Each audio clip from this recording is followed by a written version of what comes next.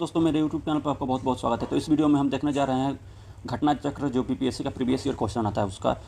इसमें हम हिस्ट्री का एंशिएंट इंडिया मतलब प्राचीन भारत से शुरुआत करेंगे। ये 68वीं बीपीएससी तक का अप टू डेट क्वेश्चन है। इसमें क्वेश्चन जो है CDPO का भी इंक्लूड किया गया है।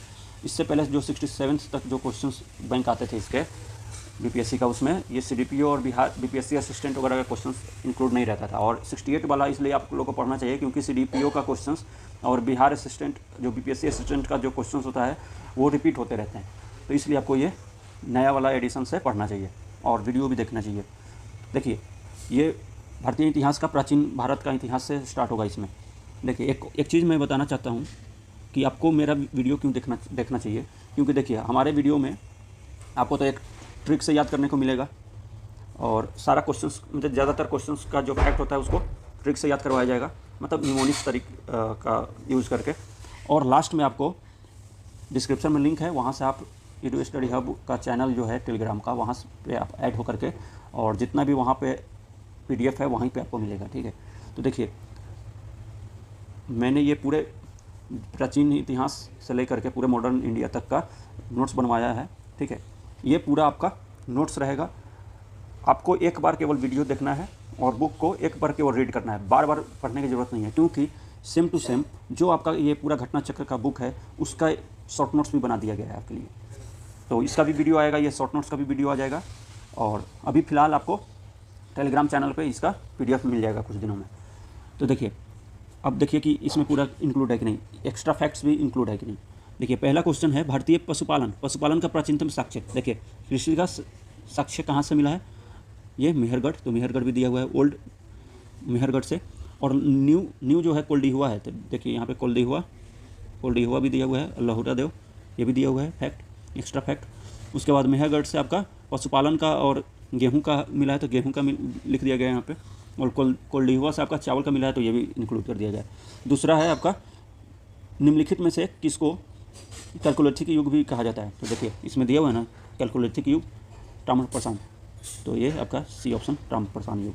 फिर अगला क्वेश्चन आपका दिया हुआ है हड़प्पा में मिट्टी के बर्तन, तो लाल रंग से रंगा हुआ है। देखिए यहाँ पे तो लाल रंग से, उसका नीचे काले रंग का एक्स्ट्रा फैक्ट्स में दिया हुआ कि नीचे काले रंग का वो लेप लगा दिया जाता था, जिसके कारण भूरे लाल रंग का रहता था और नीचे लाल रंग की पुताई कर दी जाती थी। ठीक है, और नीचे जो था आपका निचला हिस्सा काले रंग का था, तो देखिए यहाँ भी काले रंग का बना दिया गया है। उसके बाद अगला है कि निम्नलिखित में से किस युग में पड़ता है। तो ये देखिए यहाँ पे लिखा हुआ है ना कि प्रागैतिहासिक और हिस्टोरिक इंडिया, और बीच में जो पड़ता है वो 2500 BC से लेकर के 600 BC आद्य ऐतिहासिक, मतलब हड़प्पा सभ्यता आपका आद्य ऐतिहासिक काल में पड़ता है। तो इतने से तो आपको मतलब कन्फर्म हो गया होगा कि जितना भी इसके अंदर में फैक्ट्स या एक्स्ट्रा फैक्ट्स जो दिया गया बॉक्स में, इन सारे को यूज़ मतलब पूरा शॉर्ट नोट्स बना करके ये पूरा आपका देखिए 8 से 10 पेज में पूरा मॉडर्न इंडिया तक का पूरा हिस्ट्री को कंप्लीट किया गया है। इसी तरह से आपका जो बिहार का मॉडर्न इंडिया आता है, मॉडर्न हिस्ट्री ऑफ बिहार, वो भी आपका पूरा नोट्स बनवा दिया गया है। उसको आपको PDF जल्द से जल्द मिल जाएगा। इसलिए अभी फ़िलहाल आप इस वीडियो को देखिए और आराम से एक बार खुद से पढ़िए। ठीक है, उसके बाद आपको शॉर्ट नोट्स और उसका वीडियो दोनों PDF और वो उसका वीडियो दोनों मिल जाएगा आपको। तो ठीक है, लास्ट तक आप वीडियो को देखते रहिए। पहला क्वेश्चन है प्राचीन भारत के इतिहास को देखने जा रहे हैं। ठीक है, भारत में पशुपालन एवं कृषि के प्राचीनतम साक्ष्य प्राप्त हुए हैं कहाँ से, तो मेहरगढ़ से। तो इसको कैसे याद रखना है, तो देखिए मेहर जो होती है, ये पत्नी को बिहार में मेहर बोला जाता है, चाहे मेहरी। ठीक है, तो इससे पता चलता है कि पहला मतलब कृषि साक्ष्य कब होगा, जब आदमी को परिवार का चिंता रहेगा तभी कृषि करेगा वो। अगर कोई वैराग्य आदमी होता है, जैसे केवल साधु होता है, तो वो तो कृषि करेगा नहीं। तो जिसके पास मेहर होगी मतलब मेहरी होगी, जिसके पास पत्नी होगी, उसके पास परिवार होगा, परिवार को खिलाने के लिए आपका पशुपालन भी करेगा वो और कृषि काम भी करेगा। ठीक है, तो इससे मेहरगढ़ आप याद रखिएगा। और एक्स्ट्रा फैक्ट में आपको ये याद रखना है कि ये जो था पुराना था मेहरगढ़, अभी नया जो मिला है सबसे पुराना साक्ष्य जो है वो कोल्डीहुआ जहाँ से चावल के साक्ष्य मिले हैं। तो ये तो अभी हाल फिलहाल में ये मतलब उजागर हुआ है, और ये प्रयागराज ज़िले में बेलन नदी के तट पे स्थित है ये। तो इसलिए इसका क्वेश्चन अभी नहीं पूछा जा रहा है। अगर ये भी हो सकता है कि आप आपकी बार से ये नया फैक्ट पूछ सके, तो आपको याद रखना होगा कि नया हिसाब से मेहरगढ़ उसका आंसर नहीं होगा, कोल्डीहुआ आंसर होगा उसका, जहाँ से चावल का साक्ष्य मिला है। और मेहरगढ़ से आपका गेहूं का साक्ष्य मिला है। गेहूं का साक्ष्य ऐसे भी याद रख सकते हैं कि मेहर जो होती है मतलब पत्नी जो रहेगी वही ना मतलब ये गेहूं का रोटी बनाएगी। तो रोटी बनाने के लिए ज़्यादातर औरतों को मतलब रखा जाता है, ठीक है। औरत ही ज़्यादातर रोटी अच्छे से बनाती है और मर्द जो है वो चावल बना सकता है खुद से। और जो लड़के होंगे उनको भी पता होगा कि वो ज़्यादातर चावल ही खाते होंगे क्योंकि उन्हें रोटी कम ही लोगों को बनाने आता है, और जो लड़कियां होती हैं उन्हें रोटी भी बनाने आता है। तो मेहर से मेहरगढ़ में गेहूं का साक्ष्य मिला है, गेहूं का। और आपका लहुरा देव या कोल्डिहुआ में आपका चावल का साक्ष्य मिला है। निम्नलिखित में से कैलकुलेथिक युग भी कहा जाता है किसको? ताम्रपाषाण को। तो ताम्रपाषाण युग को कैलकुलेथिक युग भी बोला जाता है। कैलकुलेथिक युग में मतलब क्या होता है? कैल्को मतलब होता है तांबा और लिथिक मतलब होता है औजार, ये जो पत्थर और तांबे का औजार जहाँ पे यूज होता था जिस काल में, उसको कैलकुलेथिक युग बोलते हैं।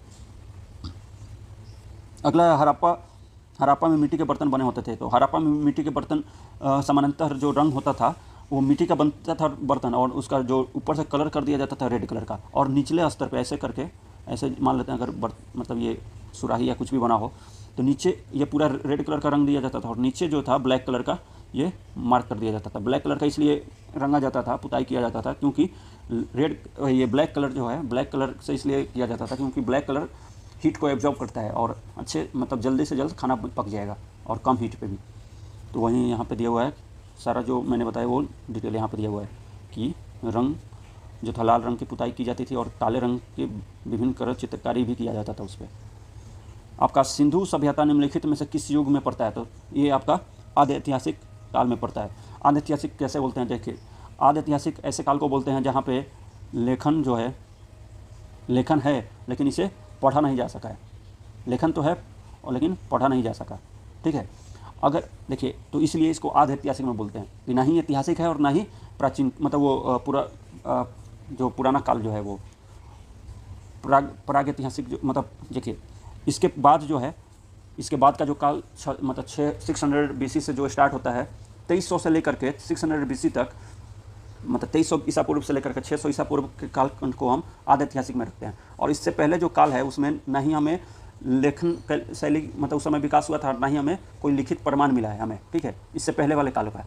और इसके बाद वाला काल जो है 600 BC के बाद का काल जो है महाजनपद काल स्टार्ट हो जाता है, तभी से हमें सारा लिखित प्रमाण मिलना शुरू हो गया है। तो उसको हम 600 BC के बाद वाले काल को हम हिस्टोरिक पीरियड बोलते हैं, मतलब ऐतिहासिक काल बोलते हैं।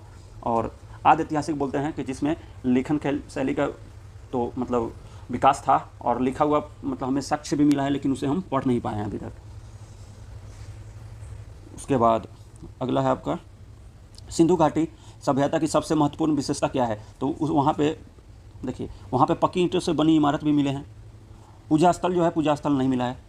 पूजा स्थल मतलब जमी, ये देखिए पूजा स्थल के तौर पे केवल ये स्थान वगैरह मिला है जहाँ पे कुछ मूर्ति वगैरह रख करके केवल पूजा किया जाता था, वहाँ पे मंदिर नहीं बना था, ठीक है। तो कला और वास्तुकला भी वहाँ पे अच्छा था क्योंकि वहाँ पे जो ग्रिड सिस्टम में सारे घरों को बसाया गया, मतलब ये सारे कॉलोनी को बसाया गया था। गाँव और शहर जो भी थे वो सब पूरे ग्रिड सिस्टम में बसे हुए थे। गाँव नहीं थे, शहर ही थे क्योंकि ये पहला शहरी सभ्यता है हमारा इंडिया का। तो ये ग्रिड सिस्टम में बसा हुआ था, तो कला और वास्तुकला में आगे था और पक्की ईंटों से बनी इमारत भी थी वहाँ पे।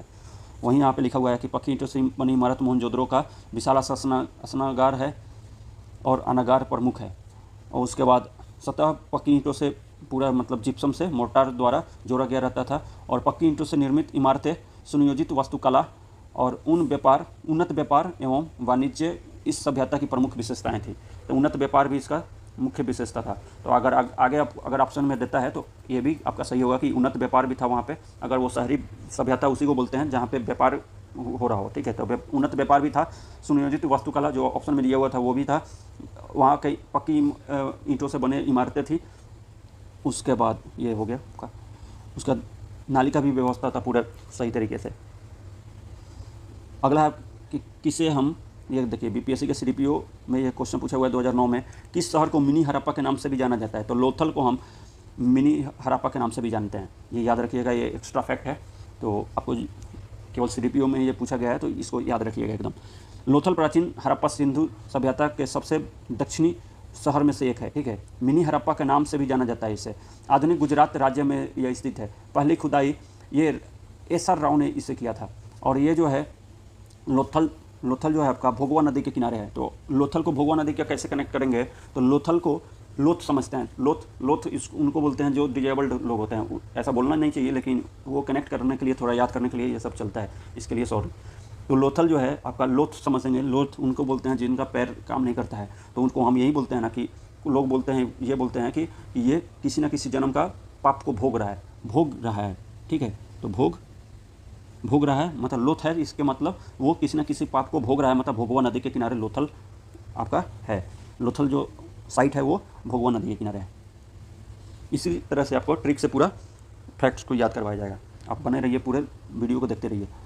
निम्नलिखित में से कौन सा एक हड़प्पा बंदरगाह है, तो स्वाभाविक है लोथल से कैसे याद रहेगा कि बंदरगाह है, तो देखिए ये रहा थल, ठीक है। थल जल और थल होता है ना, तो जल वाला ल है, ये जल और थल। तो देखिए अगर ये ऐसे किनारा होता है, जैसे इंडिया का ये नीचे प्रायद्वीपीय भारत है, तो नीचे ये पूरा जल है, सी है, इधर का आपका अरेबियन सी है और इधर का बे ऑफ बंगाल वाला सी है, ठीक है, और नीचे इंडियन ओशियन है। तो ये आपका थल वाला इलाका है, थल मतलब ज़मीन है, और ये है जल, ठीक है।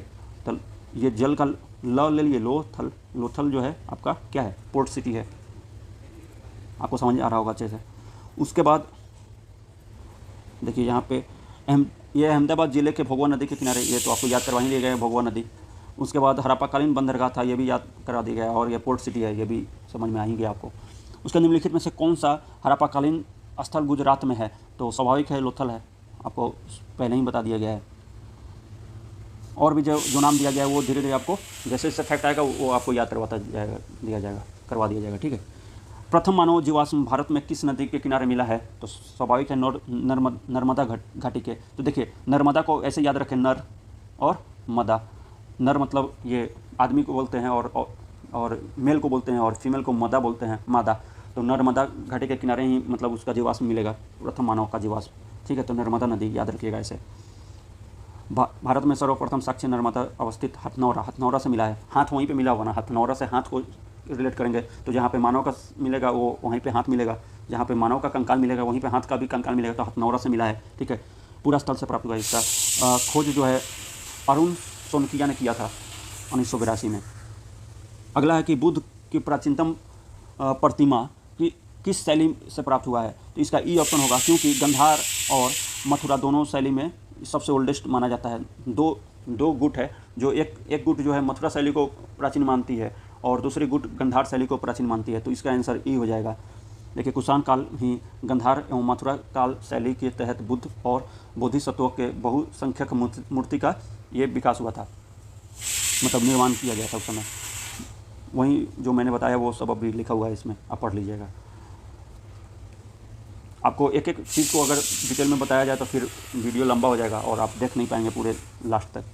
तो इसलिए थोड़ा सा जो भी फैक्ट्स दिया हुआ है बॉक्स के अंदर में उसको मैं ऐसे बोल करके बता दे रहा हूँ, हाईलाइट कर करके। भारत में पहला साम्राज्य का स्थापना किस शासक के द्वारा किया गया था, तो आपको भी पता होगा चंद्रगुप्त मौर्य के द्वारा किया गया था। यह चंद्रगुप्त मौर्य का गणना भारत के महान शासकों में होती है, ठीक है। ये प्रथम ऐतिहासिक सम्राट थे, ऐसा पहला सम्राट था जिसका बृहत्तर भारत पर शासन था।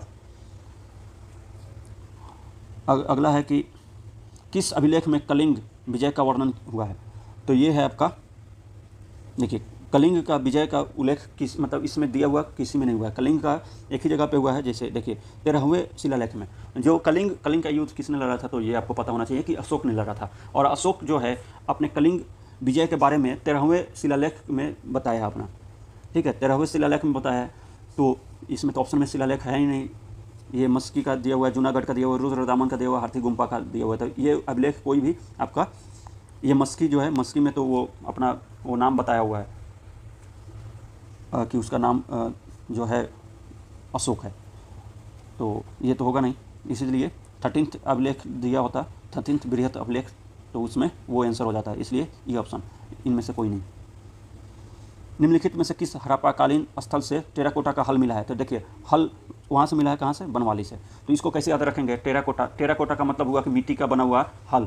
तो हल जो होती है, छोटे बच्चे जो होते हैं वो मिट्टी का हल बनवाने किसके पास जाते हैं, जो बच्ची होती है वो हल बनवाने के लिए अपने पापा के पास जाता है, तो उनको तो बनाने नहीं आएगा और उनको और भी काम करना होता है, तो उनकी मम्मी खाना बना रही होती है, तो उनसे जा करके बोलते हैं कि उसके पापा बोलते हैं कि जा करके अपने माँ से बनवा लो। उसके बाद जो बनवा के आती है तब बोलते हैं उसके पापा कि क्या मिट्टी का हल बनवा ली, मिट्टी का हल मतलब टेराकोटा का हल बनवा ली मतलब बनवाली से मिला है, ऐसे याद रखिएगा इसे। अगर आपको ट्रिक अच्छा लग रहा हो तो प्लीज़ लाइक कर दीजिए वीडियो को और शेयर कर दीजिए लोगों को, अपने दोस्तों के साथ, ताकि उनको भी ये ट्रिक का लाभ मिल सके। निम्नलिखित में से किस हड़प्पन नगर में जुते हुए खेतों के निशान मिले हैं? तो जुते हुए खेतों के निशान आपको कलिबंगा से मिला हुआ है। तो कलिबंगा जो है किस नदी के किनारे है? तो घग्गर नदी के किनारे है। ये कैसे याद होगा? तो इसको मैं याद करवा रहा हूँ। जैसे देखिए, कालीबंगन से मतलब होता है, काली मतलब काला और बंगन मतलब होता है चूड़ी।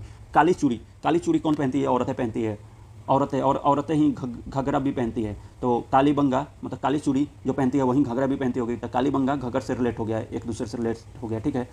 और जोते हुए खेत से कैसे रिलेट करेंगे कालीबंगा को? तो देखिए, जब खेत को जुताई किया जाता है तो कहीं ना कहीं देखते होंगे कि कुछ ना कुछ मिलते रहता है। जैसे कहीं पे मिट्टी का बर्तन मिल गया, जैसे जो फेंका हुआ रहता है, प्लास्टिक का रैपर मिल जाता है कुरकुरे वगैरह का, उसी में आप ये याद रखिए कि काली मतलब चूड़ी भी मिलता रहता है, फूटा हुआ चूड़ी किसी का गिरा हुआ रहता है, वो भी जोते हुए खेत में मिलता है। तो कालीबंगा से आपका जोते हुए खेत को याद रखना है।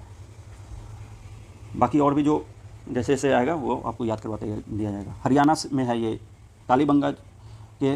देखिए, हरियाणा के फतेहाबाद ज़िले में स्थित बनवाली से पक्की मिट्टी का हल मिला है। तो ठीक है, बनवाली से पक्की मिट्टी का वो हल मिला है। और खंभात की खाड़ी भोगवा नदी के किनारे स्थित है लोथल, ये भी हमने याद करवा दिया है आपका कि भोगवा नदी लोथल के किनारे है। गोदीबारा है वो एक तरह का पोर्ट है। हनुमानगढ़ जिले में घग्गर नदी के किनारे राजस्थान में ये कालीबंगा मिला है, ठीक है।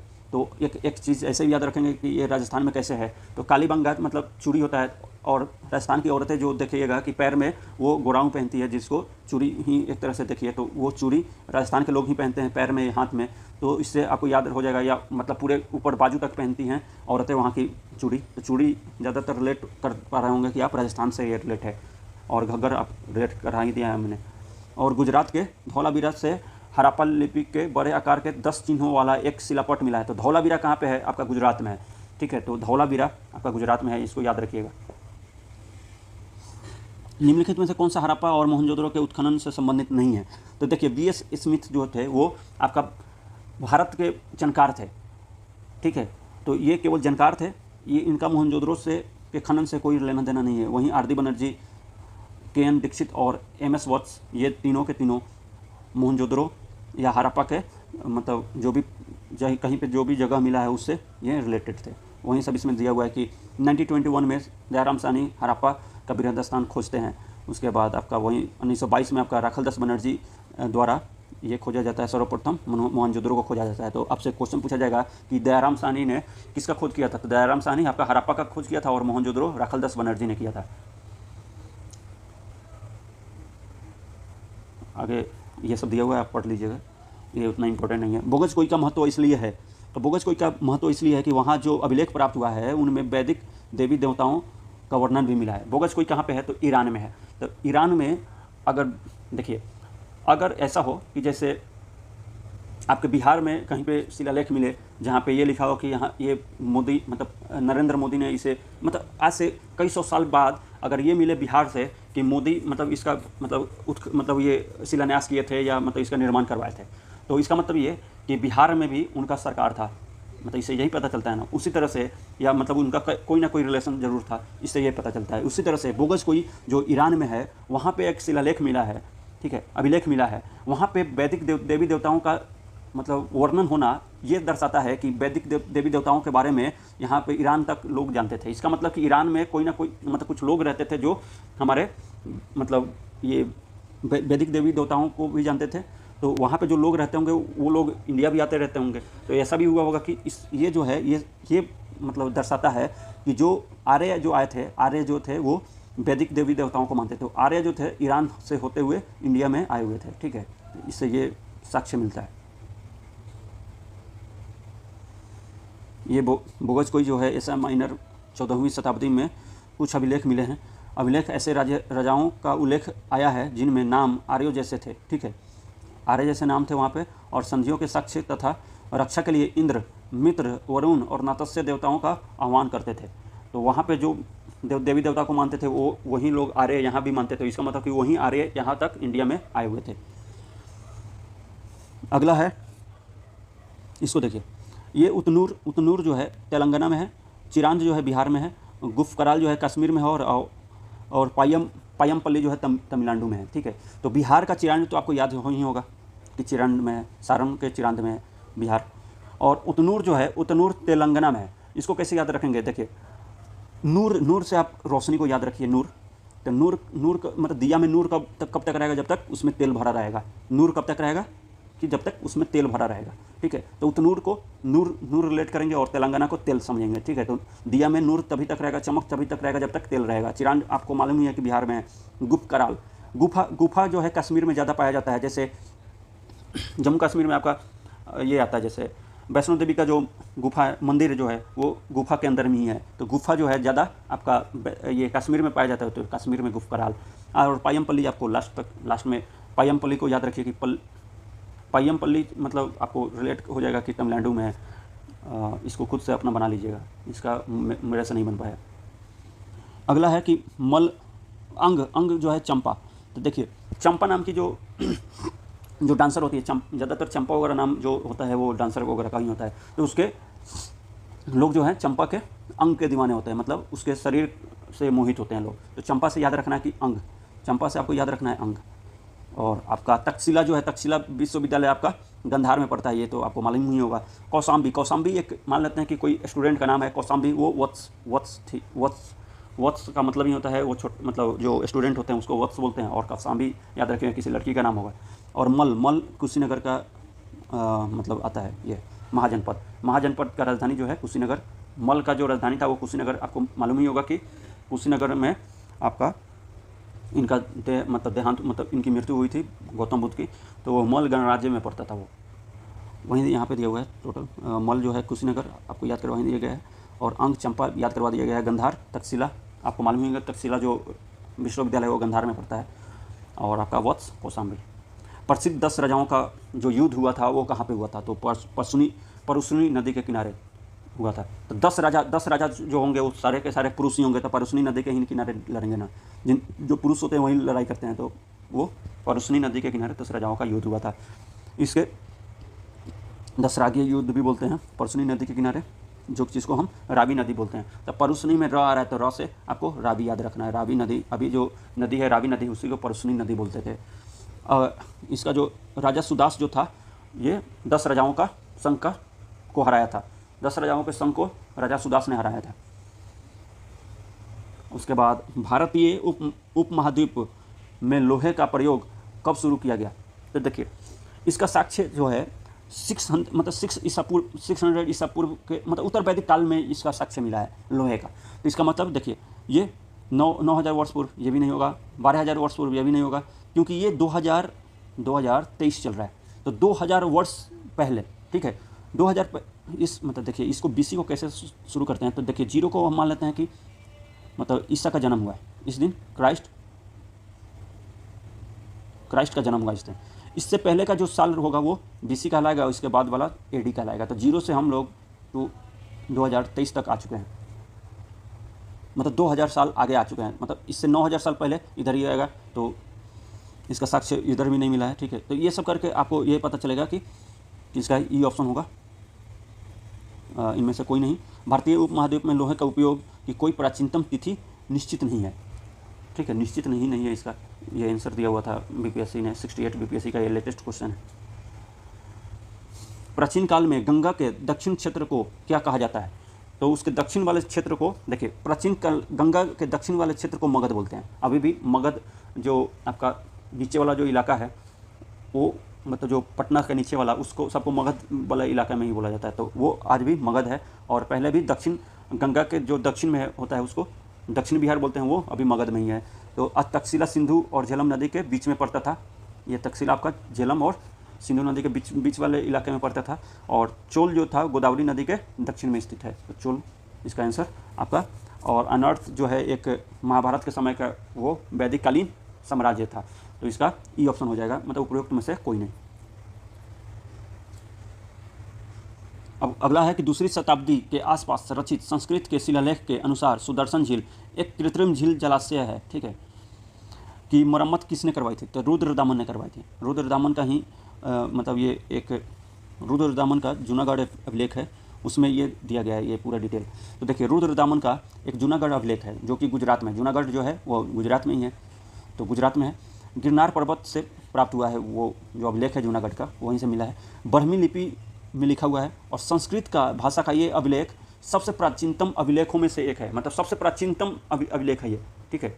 सर्वाधिक प्राचीन यहीं अभी तक मिला है जूनागढ़ का अभिलेख जो कि रुद्रदामन का। तो आपसे एक भी क्वेश्चन पूछा जा सकता है कि रुद्रदामन का अभिलेख कौन सा है, तो जूनागढ़ अभिलेख, या जूनागढ़ अभिलेख किसका है, तो वो रुद्रदामन का है। तो इसमें जो है इस अभिलेख में सुदर्शन झील के बांध के पुनर्निर्माण की सूचना प्राप्त होती है, ठीक है। तो इसका आंसर हो जाएगा सी, मतलब रुद्रदामन। झांसी के पास देवगढ़ का मंदिर और इलाहाबाद के पास गढ़वा के मंदिर में बनी मूर्तियाँ किस काल की महत्वपूर्ण अवशेष है? तो ये है गुप्त काल की, ठीक है।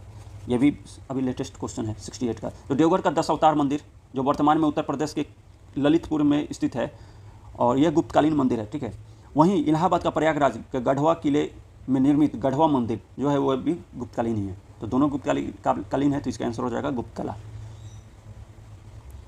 ऋग्वेद का कौन सा मंडल पूर्णतः सोम को समर्पित है? तो इसको कैसे याद रखना है? जैसे सोनम होती है ना, सोनम कपूर, सोनम कपूर, ठीक है। तो सोम जो है नौ मतलब नवम मंडल से रिलेटेड है, तो नौवां मंडल सी ऑप्शन। सोनम कपूर याद रखिएगा, सोम जो है 9वें मंडल से रिलेटेड है। अगला है ऋग्वेद, मतलब इसी में देख लेते हैं कि 10 मंडल है टोटल। 9वां मंडल जो है सोम को समर्पित है। उसके बाद सोम जो है वो एक तरह का पेय पदार्थ था जिसे हम आजकल मदिरा बोलते हैं, दारू बोलते हैं, वाइन। ऋग्वेद में 10वें मंडल में चारों वर्णों का उल्लेख मिला हुआ है, ठीक है। ये जो ब्राह्मण, क्षत्रिय और शूद्र ये सब जो है आपका 10वें मंडल में है।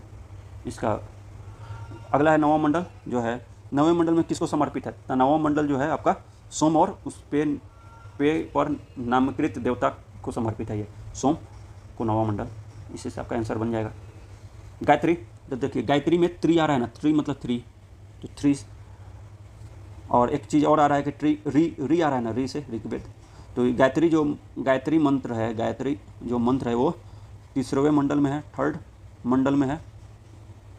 और गायत्री जो है ऋग्वेद में इसका उल्लेख है, ठीक है। तो री से ऋग्वेद याद रखिएगा। तो चलिए यहीं तक अभी इस वीडियो में रखते हैं, अगला वीडियो फिर आ जाएगा। या शुरुआत चलिए इसमें 50 तक कर ही लेते हैं, ठीक है। 50 तक इसमें रहेगा, 50 का एक वीडियो बनेगा और लास्ट में आपको कंबाइन करके एक पूरा वीडियो दे दिया जाएगा एंशिएंट का, उसी तरह से मिडिएबल का। यहाँ पे दिया हुआ है गायत्री मंत्र, ऋग्वेद के 3य मंडल में दिया हुआ है। अगला है निम्नलिखित में से किस भारतीय दर्शन ने परमाणु सिद्धांत का प्रतिपादन किया था? तो वैशेषिक ने। तो वैशेषिक दर्शन के अनुसार सृष्टि का निर्माण परमाणु से हुआ है, यह महर्षि कणाद ने यह बताया था। महावीर स्वामी का जन्म कहाँ हुआ था? Good question. तो ये कुंडलग्राम में हुआ था। तो उनका जन्म जो हुआ था, देखिए आपका जो भी चीज़ इनका याद रखना है, महावीर को आप महावीर समझिए। देखिए महावीर उसको बोलते हैं जो सभी मतलब अपने इंद्रियों को जीत चुका हो, ठीक है, उसको महावीर बोलते हैं। जैसे आपका जैन धर्म के महावीर, या हमारे महावीर जो हनुमान जी को भी महावीर बोलते हैं। तो महावीर से आप एक चीज़ याद रखिए कि महावीर को रिलेट कर लीजिए आप हनुमान जी से, और इनके पूरे क्वेश्चन आप याद कर लीजिएगा, मतलब इसका जो भी फैक्ट होगा वो आपको याद हो जाएगा। महावीर का मतलब हनुमान जी से रिलेट कीजिए। तो महावीर का मतलब, महावीर का जन्म कहाँ होगा? तो जब छोटा बच्चा रहता है तो कुंडल पहनता है, मतलब जब हनुमान जी जब छोटे थे तो कुंडल पहनते थे अपने कान में, कुंडल बोला जाता है। तो कुंडलग्राम महावीर का जन्म कहाँ हुआ था? तो कुंडलग्राम, मतलब जब छोटा बच्चा रहता है तो कुंडल पहनता है, तो महावीर भी जब छोटे होंगे तो कुंडल पहनते होंगे, तो तभी कुंडलग्राम इसको रिलेट कीजिए। उसके बाद आपका उनकी माता जो है त्रिशला, तो देखिए महावीर मतलब हनुमान जी को रिलेट कीजिए, ठीक है। महावीर हनुमान जी महावीर, ठीक है। और वही महावीर आपका जैन वाले महावीर। तो जैन वाले महावीर को अगर आपको याद रखना है तो आपने हनुमान जी के बारे में आप सोचिए और उसके बारे में सारा आपका फैक्ट्स मैं अभी याद करवा देता हूँ, ठीक है। तो महावीर जी जो थे, मतलब हनुमान जी को देखते होंगे कि छोटा सा जो बच्चे थे तो बाल हनुमान में वो कुंडल पहनते थे, तो कुंडलग्राम आप उनका जन्म स्थान हो जाएगा।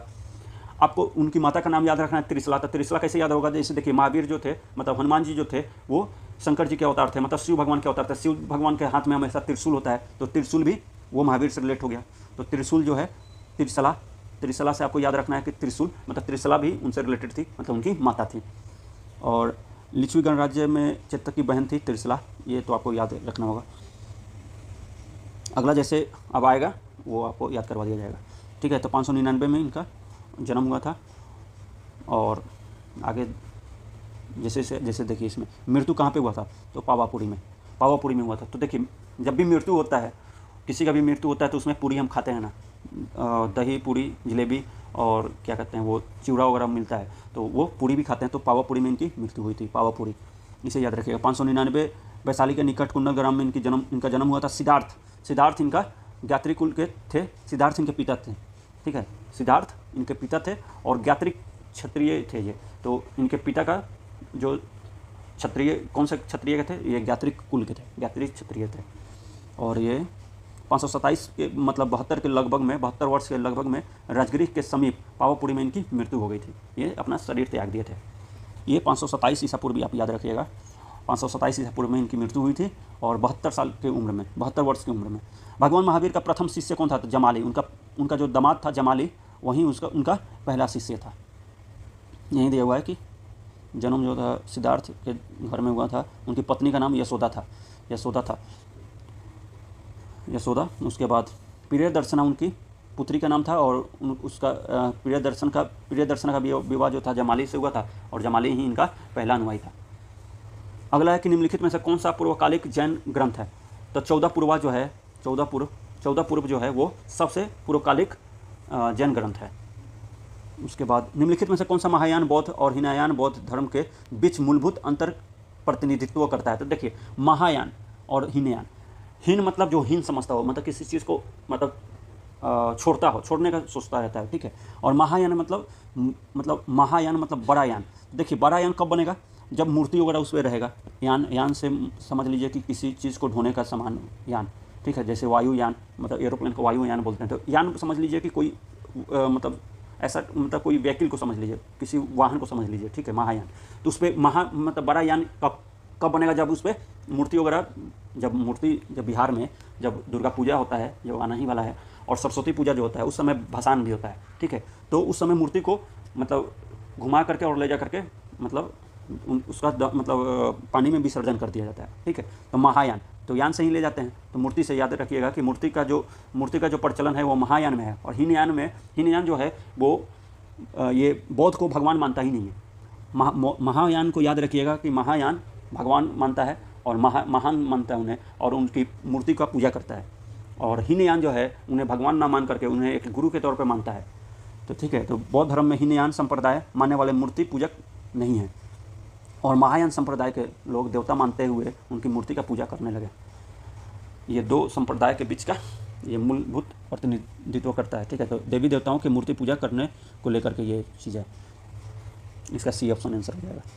अगला है महात्मा बुद्ध ने अपना पहला धर्म चक्र प्रवर्तन कहाँ पे दिया था, तो ये दिया था आपका सारनाथ में, ठीक है। तो सारनाथ में 6 वर्ष के कठिन साधना किए थे, ठीक है। 29 साल की उम्र में ये अपना घर त्याग दिए थे। उसको मतलब घर जो त्यागे थे उसको महानिष्क्रमण, मतलब उसको महाभिनिष्क्रमण बोला जाता है। और 6 साल जब वो भटकते 6 साल तक वो क्या किए थे कि अपना तपस्या किए थे, मतलब मेडिटेशन किए। और वैशाख पूर्णिमा के रात्रि को पीपल वृक्ष के नीचे गौतम बुद्ध को ज्ञान की प्राप्ति हुई। और अभी मतलब वो अपना उसके बाद जो जा करके ये अपने अनुयायियों को या अपने चाहने वालों को ये मतलब धर्म चक्र प्रवर्तन मतलब पहला उपदेश कहाँ पे दिए थे, तो सारनाथ में दिए थे। और 4 आर्य सत्य इन्हीं का है, इन्हीं से रिलेटेड है। महात्मा बुद्ध का महापरिनिर्वाण, उसमें वो महापरिनिर्वाण का मतलब होता है जहाँ पे उनकी मृत्यु हुई हो, ठीक है। महापरिनिर्वाण का मतलब उनकी मृत्यु हुई हो, तो कुशीनगर में उनकी मृत्यु हुई है। अगला है कि महात्मा बुद्ध पहला उपदेश सारनाथ में दिए थे और राजगिरी, वैशाली में, कौशल में। उसके सबसे अधिक बौद्ध धर्म का प्रचार कौशल, श्रावस्ती में किए थे ये। और बाकी और कुछ नहीं है। वही है कि कुशीनगर जो है मल्ल गणराज्य में पड़ता था, वो पहले भी आपको बताया गया है। और कुशीनगर में ही इनकी मृत्यु हुई थी, वहाँ पे इन्होंने शरीर त्याग दिया था। और 80 वर्ष की उम्र में 483 ईसा पूर्व में, 483 ईसा पूर्व में 80 साल की उम्र में इन्होंने अपना जगह मतलब ये देह त्याग दिया था। ये शुक्र मदो खाने के बाद रक्तिसार हो गया था इन्हें, जिसके कारण इनके भयानक पीड़ा के कारण इनकी मृत्यु हो गई थी। त्रिपिटक किस धार्मिक पुस्तक है? तो त्रिपिटक आपका बौद्ध से रिलेटेड है। शुद्ध पिटक, विनय पिटक, विनय पिटक, विनय में देखिए नए हो रहा है, मतलब नियम इसमें है। विनय पिटक में आपका संबंधित नियम है। उसके बाद अगला है शुद्ध पिटक। शुद्ध से आपको सत्य वचन याद रखना है, मतलब उपदेश। सत्य वचन उसी को बोलते हैं जो महात्मा लोग बोल देते हैं, उसको उपदेश बोलते हैं, या उनका वचन होता है। तो शुद्ध पिटक में आपका वचन हो जाएगा। अभिधम में दर्शन दिया हुआ है, दर्शन, अभिधम में दर्शन। तो 3 पिटक है, त्रिपिटक, विनय पिटक, शुद्ध पिटक एंड अभिधम पिटक। त्रिरत्न जैसे सटीक ज्ञान, सच्ची आस्था और सटीक क्रिया, ये जो है ये आपका जैन से रिलेटेड है। इसको हम KFC से याद रखिए। Right knowledge, right faith and right conduct. मतलब कंडक्ट का मतलब होगा आपका सटीक क्रिया, कंडक्ट मतलब कार्य, और सच्ची आस्था मतलब फेथ, आस्था से रिलेट करिए आपको फेथ, और के से याद रखिए आपका सटीक ज्ञान मतलब नॉलेज। तो राइट नॉलेज मतलब KFC से याद रखिए कि आपको रत्न जो है आपके जैन के, ये KFC है, मतलब KFC, के से knowledge, right faith and right conduct, ये जो है आपका त्रिरत्न है जैन के। और त्रिपिटक वो आपका बौद्ध से रिलेटेड है। अगला है आपका निम्नलिखित में से कौन सी बात बौद्ध धर्म तथा जैन धर्म को समान नहीं है? दोनों में एक समान कौन सा बात नहीं है? तो ये है आत्मदमन। बौद्ध वाले आत्मदमन पे फेथ नहीं करते हैं, बाकी अहिंसा पे फेथ करते हैं। दोनों एक साथ ही दोनों मानते हैं कि अहिंसा सही है। वेदों के प्रति उदासीनता, मतलब दोनों जो है, दोनों धर्म वेद को नहीं मानता है, रीति रिवाजों को भी अस्वीकार करता है, लेकिन आत्मदमन पर अलग अलग मत है इन दोनों का, ठीक है। तो जिसमें जैन में ये बोला जाता है कि आत्मदमन करना चाहिए, तभी आपको निर्वाण प्राप्ति होगा, या तभी आपको मतलब ज्ञान की प्राप्ति होगी। लेकिन गौतम बुद्ध वैसा मध्यम मार्ग अपनाते हैं। तो गौतम बुद्ध का मध्यम मार्ग है उपदेश। वे निर्वाण के लिए कठोर साधना एवं कायाकलेश में विश्वास नहीं करते हैं, ठीक है। इसके लिए विपरीत महावीर जो है कैवल्य प्राप्ति मतलब ये घोर तपस्या को, ये आत्मदमन को मतलब ये ज़्यादा मतलब इस पर एम्फेसाइज करते हैं।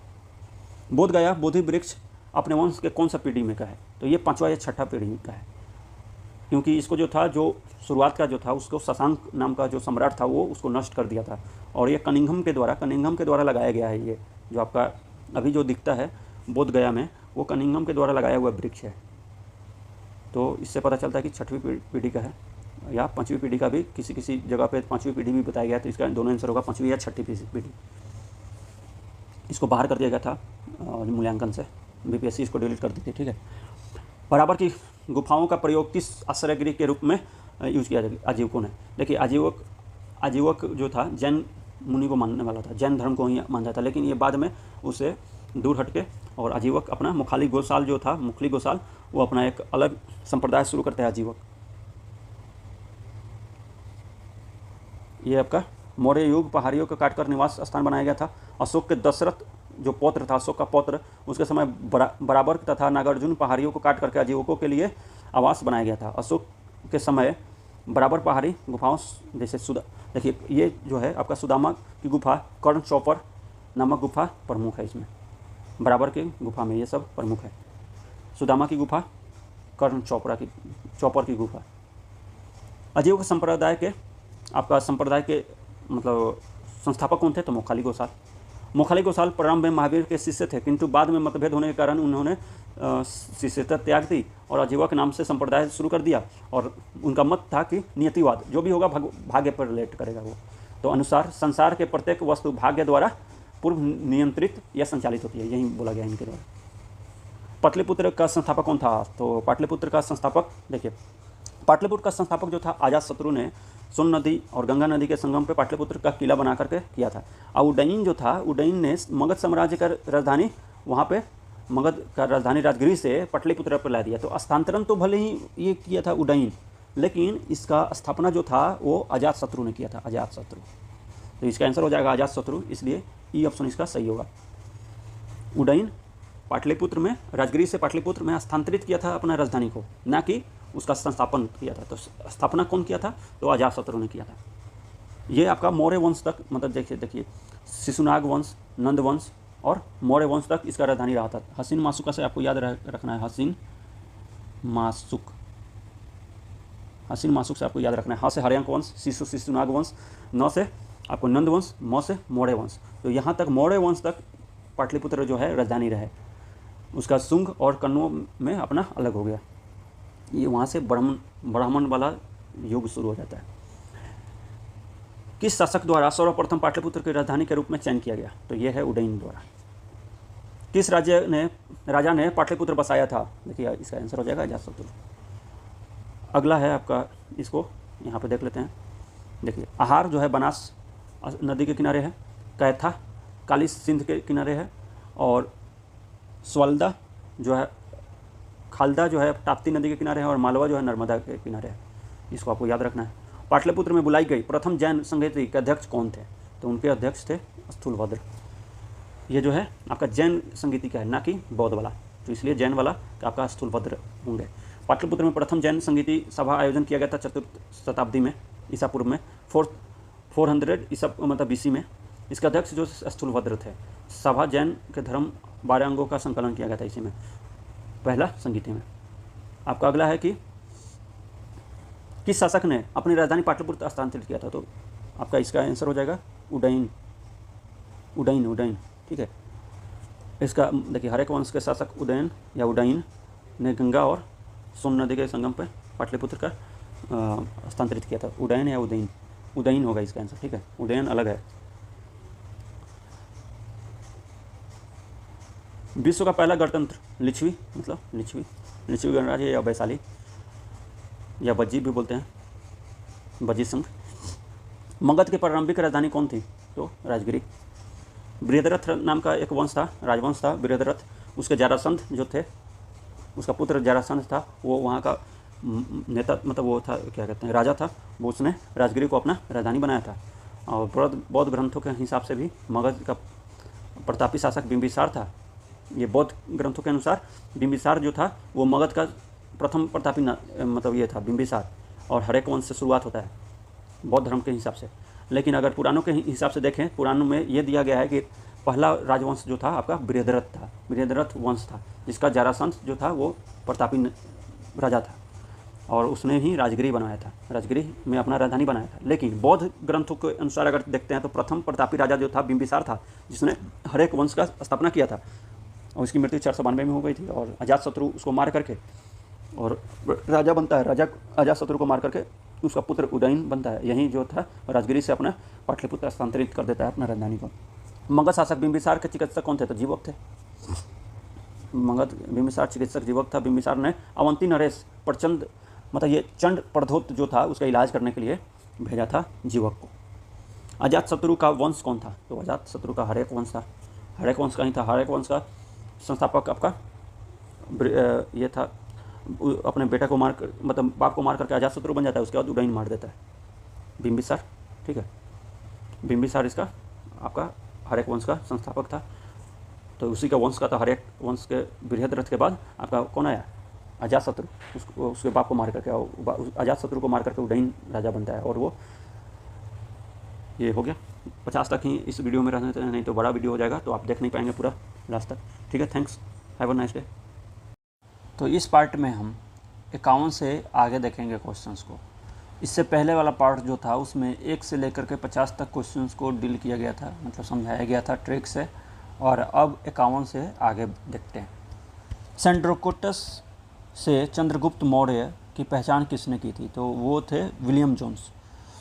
विलियम जोन्स पहले विद्वान थे जिन्होंने सेंड्रोकोटस की पहचान मौर्य शासक चंद्रगुप्त मौर्य से की थी।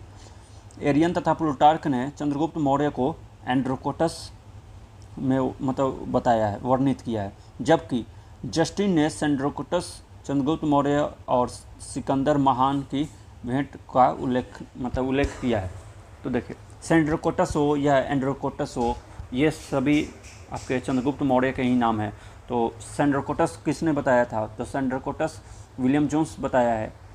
और आपका प्लूटार्क या एरियन क्या नाम बताया है? तो वो बताया है एंड्रोकोटस। तो यह याद रखिएगा। अगला है कि ब्राह्मी लिपि को सर्वप्रथम किसने पढ़ा था? तो ब्राह्मी लिपि को आपको जेम्स प्रिंसेप ने 1837 में पढ़ा था, 1837 में। देखिए ये जो था ब्राह्मी लिपि आपका मतलब जैसे देवनागरी लिपि होता है उसी तरह से ब्राह्मी लिपि लिखने का तरीका होता है, ठीक है। और उसका प्राकृत भाषा था, जैसे हिंदी भाषा है तो उसी तरह से प्राकृत भाषा था। जो आपके ज़्यादातर जो अभिलेख है अशोक के वो प्राकृत भाषा में है। जैसे हिंदी भाषा होता है वैसे प्राकृत भाषा होता है। जैसे ये र को र लिखता है, क को क लिखते हैं, उसी तरह से वो ये देवनागरी लिपि है, उसी तरह से ब्राह्मी लिपि में लिखा जाता था उसे। तो इसका पहचान उसको पढ़ा कौन है, तो वो था जेम्स प्रिंसेप ने पहली बार 1837 में पढ़ा है।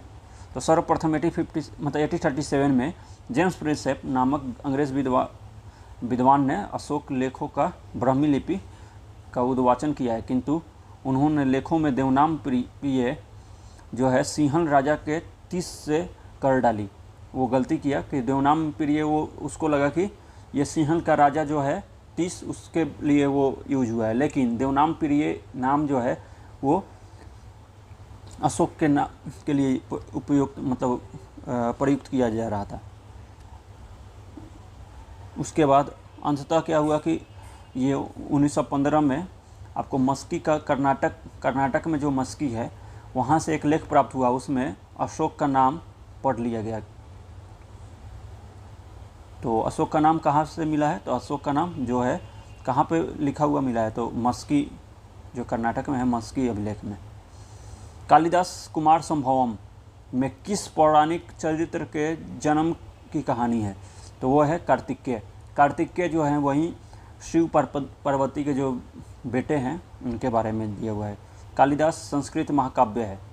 कालिदास के संस्कृत महाकाव्य के कुमार संभवम, ये कालिदास का लिखा हुआ संस्कृत महाकाव्य है कुमार संभवम, जिसमें भगवान शिव देवी पार्वती और के पुत्र कुमार कार्तिकेय या स्कंद उन्हीं का नाम है के जन्म की कहानी है, जिसको तारकासुर को राक्षस के वध हेतु उनका जन्म हुआ था। मैगस्थनीज का पुस्तक का नाम क्या है, तो सभी को पता होगा इंडिका। मैगस्थनीज मौर्य, एम से देखिए म से मैगस्थनीज और म से चंद्रगुप्त मौर्य के समय में मैगस्थनीज आया था, उसने इंडिका पुस्तक लिखी थी। चंद्रगुप्त समकालीन शासक था सिकंदर के, और सिकंदर के समकालीन विदेशी लेखक नियारकर्स, अन्य देखिए मैगस्थनीज के अलावा नियारकर्स, अनेसिक्रिटस, एस्टिबुलस और मैगस्थनीज, ये सब चंद्रगुप्त मौर्य के समकालीन थे, मतलब उसी के समय ये भी लोग जिंदा थे। चंद्रगुप्त मौर्य विषय सूचना विदेशी लेखों मैगस्थनीज का नाम सर्वाधिक महत्वपूर्ण है, जिसकी पुस्तक इंडिका मौर्य इतिहास का प्रमुख स्रोत है। अगला है, इसको देखना है कि जैसे रजत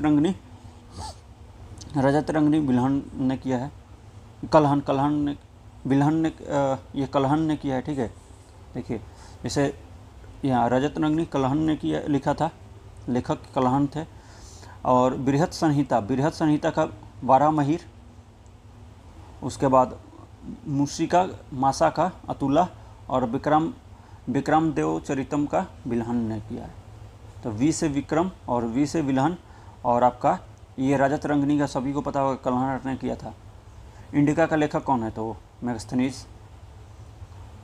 देखिए मैगस्थनीज जो है इंडिका पुस्तिका लिखा है, जिसमें क्या हुआ है कि 30 सदस्य मतलब प्रशासन को पाटलिपुत्र का जो नगर का प्रशासन था वो 30 सदस्यों के हाथ में था। वो 5 समितियाँ हुआ करती थी, 6 समितियाँ हुआ करती थी, ठीक है। और 6 समिति में 5-5 सदस्य होते थे।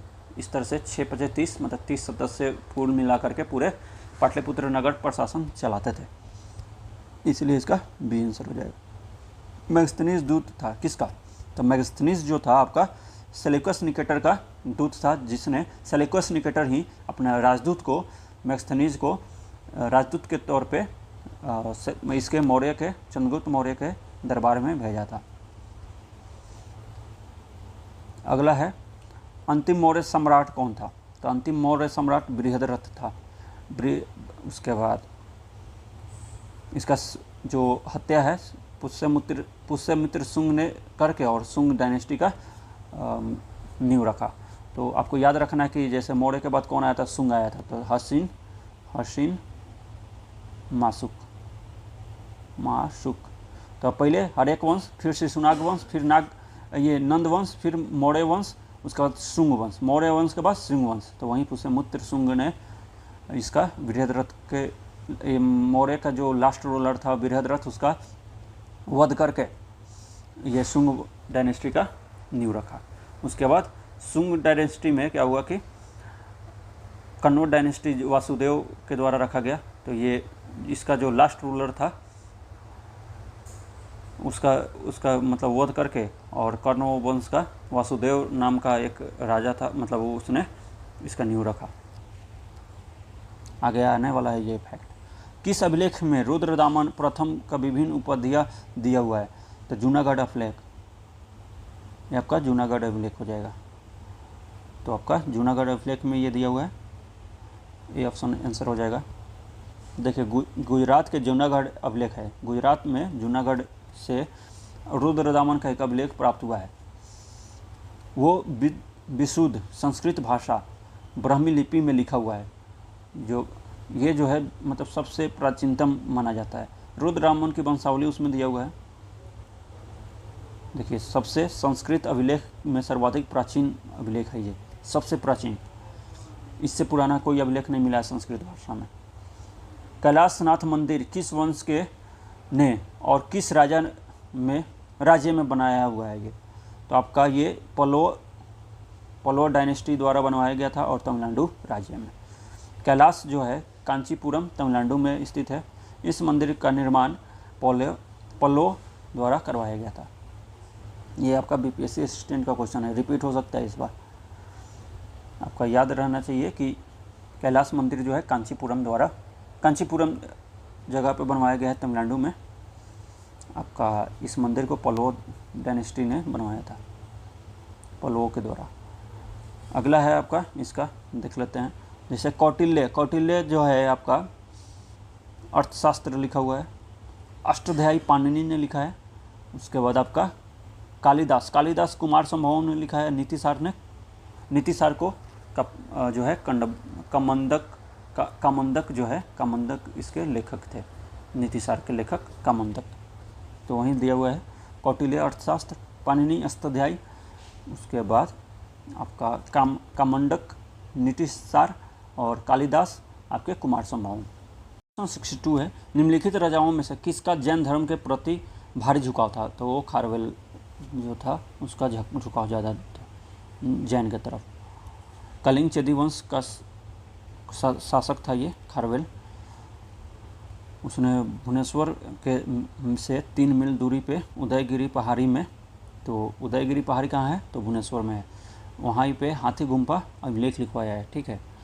उस अभिलेख में खारवेल का इतिहास जानने का एकमात्र स्रोत है।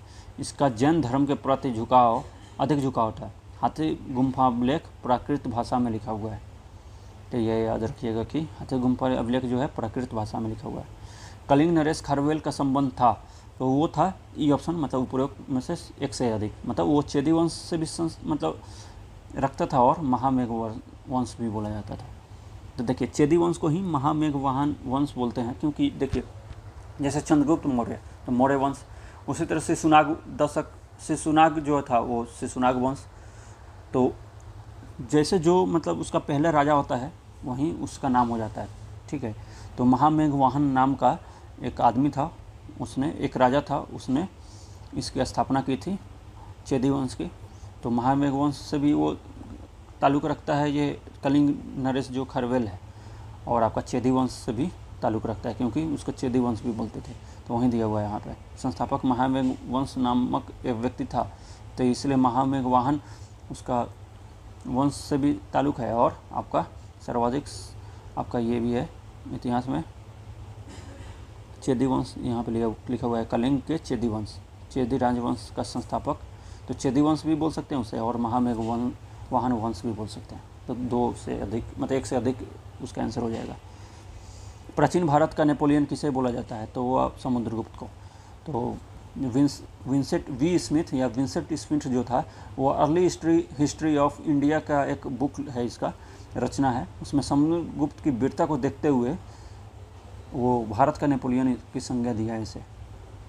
विजय का वर्णन जो है प्रयाग प्रशस्ति में हुआ है, जिसका लेखक था, प्रयाग प्रशस्ति किसके द्वारा लिखा हुआ था? हरिसेन के द्वारा लिखा हुआ है। उसी में इसके समुद्र का पूरा बढ़ा चढ़ा करके बताया गया है उसमें जीत के बारे में। गुप्त सम्राट जिसने हुरुनों को पराजित किए थे, तो वो था स्कंदगुप्त। स्कंदगुप्त जो था हुरुनों को पराजित किया था। इसमें कुछ एक्स्ट्रा नहीं है। अगला है कि आपका किस प्रकार की भूमि को अपरहत बोलते हैं? बिना जोती हुई जंगली भूमि को अपरहत बोलते हैं। चीनी यात्री सुंगयून 515 से 520 के बीच में आया था, तो 518 ईस्वी में ये आया हुआ था। चीनी यात्री सुंगयून 3 वर्षों की यात्रा में बौद्ध धर्म की प्रतियां एकत्रित की थी। 3 वर्ष तक घूमा था, पूरे एकत्रित किया था बौद्ध धर्म के प्रतियों को। हर्षवर्धन के शासन काल में चीनी यात्री ने भारत की यात्रा की थी, तो हैंसेंग। देखिए मैगस्थनीज जो आया था मौर्य के समय, चंद्रगुप्त मौर्य के समय, और हैंसेंग ह से हर्षवर्धन और हे से एच से ही या ह से ही हैंसेंग होगा, तो इसका ये हो गया। हर्षवर्धन के सर्वप्रमुख घटना चीनी यात्री हैंसेंग भारत की आगमन है, ठीक है। उसके बाद ये सब दिया हुआ है, पूरा पढ़ लीजिएगा अपना। इसमें सीयूकी जो है ये इम्पोर्टेंट है। इसमें सीयूकी इसका लेख है, जैसे मैगस्थनीज का इंडिका है बुक लिखा हुआ, उसी तरह से आपका इसका सीयूकी है। हैंसेंग का सीयूकी। कल्हण का पुस्तक का नाम क्या है? तो रजतरंगिणी। कल्हण ने कश्मीर का इतिहास लिखा है इसमें रजतरंगिणी में। जयसिंह के बारे में लिखा है इसमें। और आपका राजनीति शास्त्र पर लिखा हुआ एक बुक है अर्थशास्त्र। तो अर्थशास्त्र का मतलब ये मत समझिएगा इकोनॉमी पे लिखा हुआ होगा, मतलब ये आपका राजनीतिक शास्त्र पे लिखा हुआ है, जो कि चंद्रगुप्त मौर्य का जो चाणक्य प्रधानमंत्री थे उनके द्वारा लिखा गया था। इन्हें ही कौटिल्य भी बोला जाता है। उदंतपुरी शिक्षा केंद्र निम्न किस राज्य में अवस्थित है? तो ये है आपका बिहार में, भागलपुर। उदंतपुरी उदानपुरा में अवस्थित है। ये शिक्षा का केंद्र था प्राचीन काल में। इसे पाल शासक जो है उसका, गोपाल एक राजा था, उसके द्वारा इसका स्थापना किया गया था उदंतपुरी का। कर्नाट वंश का संस्थापक कौन था? कर्नाट का नान्यदेव। ये याद रखिएगा, कर्नाट वंश का संस्थापक जो था नान्यदेव था। कर्नाट वंश का संस्थापक नान्यदेव एक महान योद्धा थे। नान्यदेव कर्नाट की राजधानी सिमरौनगढ़ को बनाया था। कर्नाट वंश का शासनकाल जो है मिथिला का स्वर्ण युग बोला जाता है। तो कर्नाट वंश का जो शासनकाल था उसे मिथिला का स्वर्ण युग बोला जाता है। कर्नाट वंश का अंतिम शासक कौन था? तो ये था हरिसिंह देव था नाम उसका। हरिसिंह देव जो थे वो पंजीकरण व्यवस्था की शुरुआत की थी इन्होंने। पंजीकरण व्यवस्था, जो पंजीयन बनाया जाता है वो इन्होंने ही शुरुआत किया था। इस काल में अछूत की अवधारणा स्पष्ट रूप से उद्घृत हुई थी। तो धर्मशास्त्र जब हुआ था, धर्मशास्त्र के समय में ये पूरा छुआछूत का भावना आ गया था। धर्मशास्त्र के समय 4 वर्णों में बंट गया था, ब्रह्म, क्षत्रिय, वैश्य और शूद्र। अगला है कनिष्क के शासन काल में बौद्ध सभा किस नगर में आयोजित हुई थी? कश्मीर में, ठीक है, कश्मीर कुंडल ग्राम में, कुंडल वन में या कुंडल ग्राम।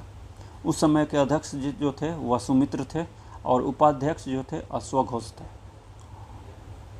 उसी तरह से आपका पहला जो राजगिरी में हुआ था, ये सब आगे आता जाएगा तो बताते जाएंगे आपको। तो देखिए ये जो था आपका अजातशत्रु के द्वारा राजगिरी में हुआ था। पहला बौद्ध संगीति जो था उनके मृत्यु के बाद, बौद्ध के मृत्यु के जस्ट बाद राजगिरी में सप्तर्णी गुफा में इसका आयोजन किया गया था।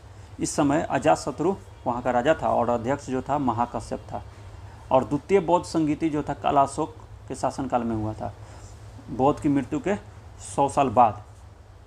मतलब वो जो पहला संगीति हुआ था उसके 100 साल के बाद दूसरा संगीति हुआ था वैशाली में।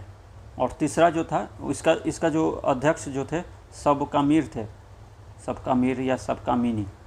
और तीसरा जो हुआ था पाटलिपुत्रा में हुआ था आपके अशोक के समय। प्रथम बौद्ध संगीति आपका अध्यक्ष कौन था? महाकश्यप थे।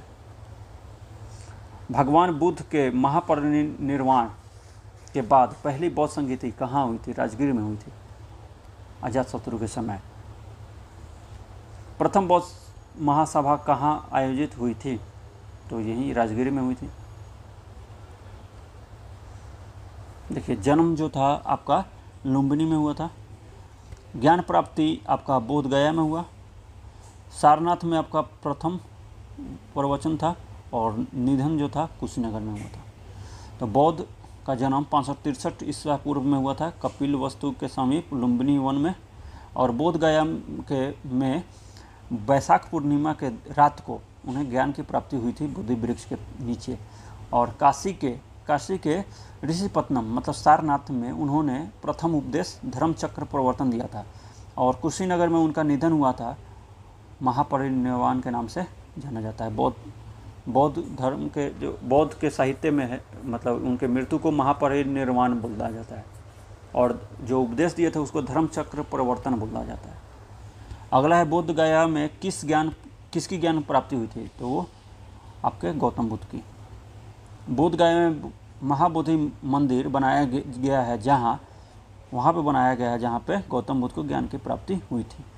6 वर्ष तक उन्होंने कठिन साधना की थी, जिसके कारण वो 35 वर्ष के आयु में उन्हें वैशाख पूर्णिमा की रात को एक पीपल वृक्ष के नीचे उन्हें ज्ञान की प्राप्ति हुई थी। और वो जगह को जो है यूनेस्को हेरिटेज साइट में शामिल किया गया 2002 में। गौतम बुद्ध ने अपना प्रथम उपदेश कहाँ दिया था? तो सारनाथ में दिया था। अगला क्वेश्चन है आपका इसका बी, वहीं ऋषिपट्टनम के सारनाथ में धर्मचक्र प्रवर्तन बोला जाता है उन्हें। गौतम बुद्ध को एक देवता का स्थान किस राजा के युग में मिला था? तो वो था आपका कनिष्क के समय में। कुंडलवन में जो चौथी बौद्ध संगीति हुई थी उसी समय महायान और हीनयान में बट गया था 2 भाग में। महायान जो था देवता मानता है और वो देवता मान करके उनका मूर्ति बना के पूजा करता है। हीनयान उन्हें गुरु मानता है। और बुद्धिसत्वों का भी पूजा शुरू हो गया था इसी समय से, चौथी बौद्ध संगीति के बाद से। ईसा पूर्व 6ठी सदी में विश्व की प्रथम गणतंत्र व्यवस्था कहाँ पे थी? तो वो था आपका वैशाली या लिच्छवी में। 16 महाजनपद का जो सूची है वो कहाँ मिलता है? तो अंगुत्तर निकाय में मिलता है। और 16 महाजनपद कौन कौन था? अंग था मगध, काशी, कौशल, वजी वहीं पहला आपका गणतंत्र वाला, मल, चेदी, वत्स, कुरु, पंचाल, मत्स्य, सुरसेन, अस्मक, अवंती, गंधार, कंबोज। अस्मक एक ऐसा ही मतलब अस्मक ही है जो दक्षिण भारत में स्थित है ये महाजनपद, नहीं तो सारे नॉर्थ इंडिया में है। और जैन ग्रंथ के भगवती सूत्र में ये 16 महाजनपद का सूची मिलता है। अगर जैन धर्म पूछे तो भगवती सूत्र में। और अंगुत्तर निकाय जो है वो बौद्ध ग्रंथ है जहाँ पे मतलब 16 महाजनपद का सूची मिलता है। नालंदा विश्वविद्यालय का स्थापना किसने किया था? तो वो गुप्त शासक थे, कुमार गुप्त। उन्होंने नालंदा में विख्यात बौद्ध पीठ विश्वविद्यालय था, ठीक है। दक्षिण बिहार में राजगीर के निकट में है ये। अभी ध्वंसावशेष उसका मिल जाएगा आपको। सर्वप्रथम कुमार गुप्त प्रथम ने इसका मतलब कुछ गांव जो दान में दिया था उसी पर ये खुला हुआ था ये नालंदा विश्वविद्यालय। नालंदा विश्वविद्यालय किसके लिए प्रसिद्ध है? तो वो है बौद्ध धर्म के दर्शन के लिए। वो इसी में पढ़ाई के लिए हेनसांग जो था चीन यात्री जो था वो चीन से यहाँ आया था नालंदा में पढ़ने के लिए। यह आपका मध्यकालीन भारत में मनसबदारी व्यवस्था लागू की गई थी। तो ये है मध्यकालीन भारत मतलब मिडिएवल इंडिया का ये है। तो सैनिकों की सुगमता के लिए वो अकबर के द्वारा मनसबदारी प्रथा लाया गया था। ये पदाधिकारी की वरीयता के क्रम से वेतन तथा ये सब दे दिया जाता था। ये सब आगे भी आएगा तो उसमें देख लेंगे इसको। अगला है आपका, नीचे दिए गए इस सब में देखना है कि जैसे एसर्शन है और रीजन। तो एसर्शन में 12वीं शताब्दी के अंत तक नालंदा महाविहार का पतन हो गया था। तो पतन तो हो ही गया था क्योंकि बख्तियार खिलजी ने इसे पूरा उजाड़ दिया था।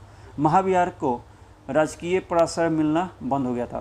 तो ये भी सही है कि महाविहारों को उस समय मतलब उस समय तक रुपया नहीं दिया जाता था। अगर रुपया दिया जाएगा राज्य के द्वारा तभी तो वो यूनिवर्सिटी कोई भी चल पाएगा। तो दोनों स्टेटमेंट आपका सही है, लेकिन एक दूसरे का वो मतलब रीजन जो है व्याख्या नहीं करता है, ठीक है। उस एसर्शन को व्याख्या नहीं करता है ये रीजन, क्योंकि ये जो बख्तियार खिलजी के कारण ये हुआ था महाविहार का पतन जो नालंदा में है। और ये लेकिन दोनों स्टेटमेंट सही है, तो इसका सही हो जाएगा बी, मतलब दोनों स्टेटमेंट सही है, परंतु ए मतलब आर जो है ए का सही व्याख्या नहीं करता है। वहीं बौद्ध पीठ जो विश्वविद्यालय था नालंदा का, दक्षिण बिहार में राजगीर में है, अभी राजगीर ही में नाम राजगीर। और निकट स्थिति ये 5वीं सदी के मध्य गुप्तों के समय नालंदा स्थित नालंदा स्थित विश्वविद्यालय अस्तित्व में आया था, ठीक है। 12वीं सदी के अंत तक मुस्लिम आक्रमण के कारण फलस्वरूप महावीर का पतन हो गया था, महाविहार का पतन हो गया था वहीं बख्तियार खिलजी के द्वारा। और विक्रमशिला विश्वविद्यालय खुलने के कारण नालंदा का घट गया था महत्व। प्रथम मगध साम्राज्य उत्कर्ष किस शताब्दी में हुआ था? तो वह था 6ठी शताब्दी में।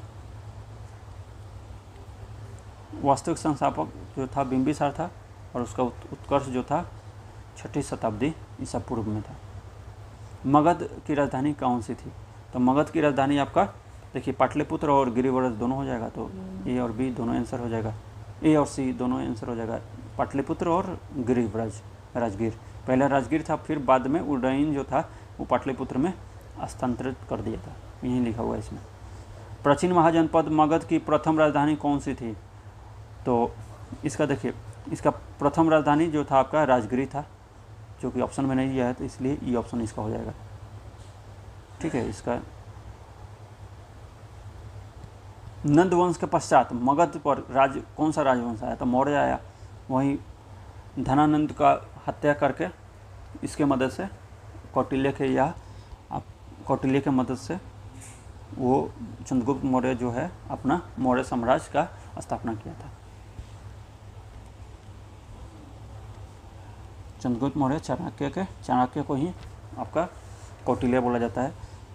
इसके मदद से धनानंद की हत्या कर दी और नंद वंश का अंत करके ये किया हुआ था, स्थापना अपना मौर्य शासन का। जिसके ग्रंथ में चंद्रगुप्त मौर्य का विशिष्ट रूप से वर्णन मिलता है वो है विशाखदत्त। विशाखदत्त का जो मुद्र राक्षस जो लेख है उसमें इसके बारे में पूरा दिया हुआ है, और इसमें जो है क्षत्रिय वंश का नहीं बता करके कुलहीन वंश का बताया गया है। अगला है आपका, निम्नलिखित में से मगध का कौन सा राजा सिकंदर महान के समकालीन था? तो वो था आपका धनानंद। धनानंद के समय ही राजा सिकंदर जो था वो अटैक किया था, ठीक है, इंडिया पे।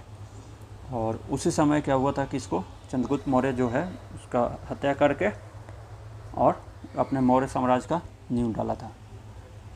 पाटलिपुत्र स्थित चंद्रगुप्त का महल मुख्यतः बना है तो लकड़ी का बना हुआ है, कुम्हरार में है। कुम्हरार में जो रहते होंगे या पटना में रहते होंगे उन्हें पता होगा, कुम्हरार में एक पूरा जगह को घेरा गया है और मोन्यूमेंट प्लेस है, उसको घूमा जाता है। वहाँ पे पूरा अभी लकड़ी का तो नहीं दिखता है, लेकिन नीचे का जो ढांचा था ये पक्की ईंटों का बना हुआ वो अभी तक है। अष्टप्रधान किससे रिलेटेड? शिवाजी से रिलेटेड है।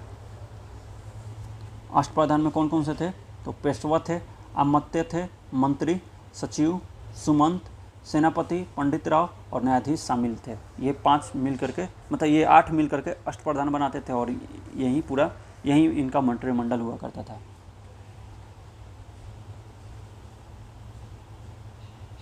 मंत्रिमंडल टाइप का ही था, लेकिन यहाँ पे बताया गया कि इसे मंत्रिमंडल नहीं कहा जा सकता है। प्रत्येक मंत्री राजा के प्रति उत्तरदायी था। इसमें किस मौर्य राजा के दक्कन की विजय प्राप्त की थी? तो वो था चंद्रगुप्त मौर्य। चंद्रगुप्त मौर्य जो था पूरा लास्ट मतलब दक्षिण भाग तक वो अपना पूरा राज्य को फैलाया हुआ था। इसलिए न जाकर के ये श्रवण बेलगोला में जाकर के संलेखना विधि से अपना देह त्यागा था। तो श्रवण बेलगोला जो है आपका साउथ में ही है। अशोक का जो था, अशोक केवल एक ही बार कलिंग युद्ध किया हुआ है, ठीक है, कलिंग पर चढ़ाई करके उससे जीता हुआ है। इसके अलावा केवल चंद्रगुप्त मौर्य का ही ऐसा दिया गया है कि वो साउथ तक मतलब दक्षिण तक उसका राज्य था। अभिलेख जिसमें यह प्रमाणित होता है कि चंद्रगुप्त का प्रभाव पश्चिम भारत पर था, तो वो है आपका रुद्रदामन जूनागढ़ अभिलेख। रुद्रदामन जो जूनागढ़ अभिलेख जो है जूनागढ़ में, उससे ये साबित होता है कि चंद्रगुप्त मौर्य का पश्चिम तक मतलब गुजरात तक शासन हुआ करता था। वहीं देखो रुद्रदामन जूनागढ़ अभिलेख चंद्रगुप्त मौर्य का सौराष्ट्र स्थित प्रांतीय शासक पुष्यगुप्त था वहाँ पर उसका प्रांतीय शासक, जैसे गवर्नर होता है चाहे चीफ मिनिस्टर होता है उसी टाइप का। और एक राजा जो होता है प्रधानमंत्री या राष्ट्रपति, वो सेंटर में बैठता है। तो सेंटर में आपका चंद्रगुप्त मौर्य था, उनका वो सब मतलब उनका एक प्रतिनिधित्व जो करने वाला जो था वो एक वहाँ पे बैठाया गया था गवर्नर, यूनानी गवर्नर। उसके बारे में बताया है कि उसने ही मतलब वहाँ पे नहर बनवाया था, जलाशय बनवाया था। इससे पता चलता है कि वो आधिपत्य था, इसका प्रमाण का आधिपत्य चंद्रगुप्त मौर्य के पश्चिम में आधिपत्य का प्रमाण मिलता है, ठीक है, जूनागढ़ अभिलेख रुद्रदामन का। निम्न में से कौन सा क्षेत्र अशोक के साम्राज्य में सम्मिलित नहीं है? तो वो है श्रीलंका। बाकी अफगान था ही आपका, कंधार वाला इलाका, बिहार है ही, और कलिंग पर चढ़ाई करके जीता ही था। अशोक के शासनकाल में बौद्ध सभा किस नगर में आयोजित हुई थी? तो पाटलिपुत्र में हुई थी, ऊपर ही हमने देखा है। और राजगिरी में आपका पहला बौद्ध संगीत हुआ था, जो कि अजातशत्रु के द्वारा किया गया था। और इसमें जो था आपका मुगलिपुत्तिस जो था, मुगलिपुत्तिस अध्यक्ष था इस समय तृतीय बौद्ध संगीति का, जिस समय आपका पाटलिपुत्र में हुआ था ये। और राजा कौन था? तो अशोक था। अशोक शिलालेख इंस्क्रिप्शन में प्रयुक्त भाषा कौन सी है? तो वह है प्राकृत भाषा। और ब्राह्मी लिपि है। लिपि कौन सी है? प्राकृत भाषा है, जैसे हिंदी भाषा है, और लिपि जैसे देवनागरी लिपि है, र को ऐसे र की तरह लिखते हैं, तो ये जो है देवनागरी लिपि की जगह पे उसमें प्राकृत लिपि के यूज़ किया जाता है। प्राकृत भाषा में यूज़ किया जाता है, लेकिन देवनागरी मतलब ये क्या कहते हैं ब्राह्मी लिपि में यूज़ किया जाता है, उसको लिखा जाता है ब्राह्मी लिपि में, और प्राकृत भाषा है। तो ज़्यादातर जो है वो आपका शिलालेख जो है ब्राह्मी लिपि में ही लिखा गया है, और या आपका प्राकृत भाषा में। बाकी खरोष्टी का भी यूज़ किया गया। खरोष्टी जो है आपका शाहबाजगढ़ी मानसेरा वाला लिपि जो है वो आपका खरोष्टी भाषा में लिखा गया है। और अरमाइक में भी लिखा हुआ है। तो अरमाइक तो 3 भाषा में इसका लिखा गया है, अरमाइक, खरोष्टी और प्राकृत में सबसे ज़्यादा अभिलेख मिला है इनका। निम्नलिखित में से प्राचीन भारत का कौन सी लिपि दाहिने से बाएं और बाएं से दाहिने लिखा जाता था? तो ये था आपका खरोष्टी इधर से करके ऐसे लिखा जाता था, ऐसे इधर से शुरुआत किया जाता था, जैसे र ऐसे करके कुछ भी लिखा जाता था, फिर यहाँ से वापस जाया जाता, फिर ऐसे करके लिखा जाता था। जिसे देखिए खरोष्टी लिपि को बाएं से दाएं, दाएं से बाएं लिखा जाता था। इसे पढ़ने का श्रेय मैसन, प्रिंसेप, नोरिस, लेसन और कनिंघम आदि को विद्वान को दिया गया है। ये लोग इस लिपि को पढ़े थे। राजा के धम्म का मूल संदेश क्या है? तो ये सब है, ठीक है। राजा के प्रति वफादार, अशोक का धम्म जो था वो सब बताता है, जैसे बड़ों का सम्मान करना चाहिए, ये भी लिखा हुआ है उसमें। राजा का प्रति वफादार होना चाहिए, ये भी लिखा हुआ है। शांति और अहिंसा का मार्ग अपनाना चाहिए, ये भी लिखा हुआ है। और धार्मिक सहनशीलता भी के बारे में भी बताया गया है। तो ये ई ऑप्शन हो जाएगा, उपयुक्त 1 से अधिक। यही सब इसमें लिखा हुआ है टोटल। केवल वह स्तंभ जिसके अशोक को स्वयं को मगध का सम्राट बताया है, तो वो भाबरू स्तंभ है। भाबरू स्तंभ में अपने आप को मगध सम्राट बताया है। पियादसी लाजा मगध संघ, ये सब लिखा हुआ है इसी भाषा, मतलब ये ऐसी मतलब भाषा में लिखा हुआ है। ये अपने शिलालेखों में अशोक सामान्यतः किस नाम से जाने जाते हैं, तो वो प्रियदर्शी के नाम से, देवनाम प्रियदर्शी। अशोक के अभिलेखों में को पहली बार द्वारा किसके द्वारा पढ़ा गया था, तो जेम्स प्रिंसेप के द्वारा 1837 में पढ़ा गया था। दिल्ली टोपरा अभिलेख को पढ़ने का सफलता प्राप्त है इससे, जेम्स प्रिंसेप को 1837 में। कौटिल्य के अर्थशास्त्र किस पहलू पर प्रकाश डालता है, तो ये डालता है आपका राजनीति पे। तो अर्थशास्त्र पढ़ के ये मत सोचिएगा कि इकोनॉमी पे लिखा हुआ है, ये उस समय के राजनीति शास्त्र पे लिखा, मतलब राजनीतिक नीतियों पे लिखा हुआ है। ये ऐतिहासिक ग्रंथ नहीं है, क्यों इसकी तुलना जो है मैकियावेली प्रिंस से किया गया है। मैकियावेली प्रिंस का जो लिखा हुआ है मैकियावेली, उससे ये आपका राजनीतिक शास्त्र के बारे में जो लिखा हुआ है, ये अर्थशास्त्र, इस दोनों का तुलना किया हुआ है। कौटिल्य की पुस्तक अर्थशास्त्र किस विषय पर आधारित है, तो वो है आपका, देखिए उसमें आर्थिक संबंध के बारे में बताया गया है, शासन काल के सिद्धांत और अभ्यास के बारे में भी बताया गया है, विदेश नीति के बारे में भी बात किया गया है, और धन संचय सभी के बारे में बात किया गया है। तो कौटिल्य का ये सब देखिए, राजा अमत्य, उसका सप्तांग सिद्धांत के बारे में बात किया गया है। ये पूछता है कि सप्तांग सिद्धांत किस में दिया हुआ है, तो वो कौटिल्य के अर्थशास्त्र में दिया हुआ है। जैसे सप्तांग सिद्धांत में कौन कौन है, तो राजा है, अमत्य है, जनपद है, दुर्ग है, कोष है, दंड है और मित्र है। इस सर्वप्रथम व्याख्या मिलती है इसमें। और अर्थशास्त्र तत्कालीन प्रशासन की कृषि, शिल्प, व्यापार व्यवस्था की भी विस्तृत जानकारी प्राप्त होती है इससे, और विदेश नीति की व्याख्या भी मिलती है इसमें, तो इसलिए सब सही हो जाएगा इसका। निम्नलिखित में से कौन सा मंदिर कांचीपुरम में स्थित है, तो वो है एकाम्बरेश्वर मंदिर। एकाम्बरेश्वर मंदिर जो है कांचीपुरम में स्थित है। देवादिदेव जो महादेव का मंदिर है, ये पल्लव, इसका निर्माण जो था पल्लव द्वारा करवाया गया था।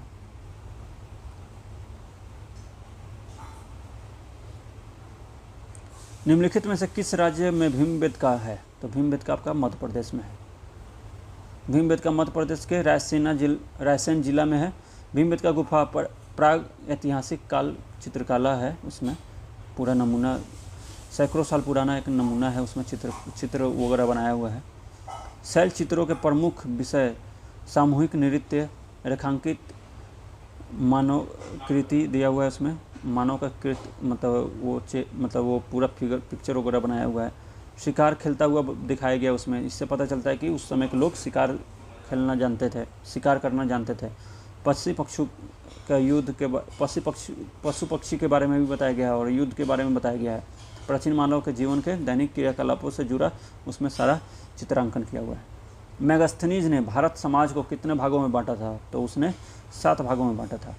उसने बोला था कि 7 भाग में, उस इंडिका में मेगास्थनीज जो है, मेगास्थनीज का बुक जो है इंडिका है, और उसने भारतीय समाज को 7 भागों में बांटा है। जैसे 4 भाग में बांटा था ना उस समय, वैश्य मतलब पहले ब्राह्मण, वैश्य मतलब ये क्षत्रिय, उसका बाद वैश्य और शूद्र, तो उसी तरह से इसको वो बोला था कि 7 भागों में बांटा था। जैसे दार्शनिक, कृषक, उसके बाद आपका पशुपालक, कारीगर, उसके बाद योद्धा और निरीक्षक जो था, और सभासद, ये सब 7 मतलब समाज में बांटा हुआ था।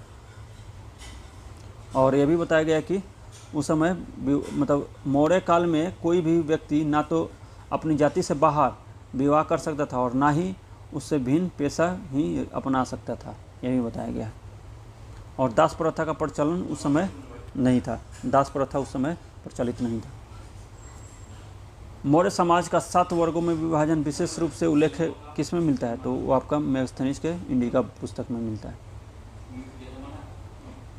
देखिए क्वेश्चन रिपीट भी होता है, तो इसलिए प्रीवियस ईयर आपको देखना जरूरी है। इतिहास के प्राचीन और मध्ययुगीन काल के राजाओं और उनके द्वारा लिखी गई रचनाओं का सही मिलान किस युगम में है? तो जैसे देखिए इसका मत विलास जो है महेंद्र वर्मन मत महाविलास, जैसे देखिए मत विलास प्रहसन महेंद्र वर्मन एक अमुक्त मालदेव कृष्णदेव राय स्मरणगढ़ सूत्रधार आपका राजा भोज और मानसोल्लास सोमेश्वर 3 में लिखा हुआ है।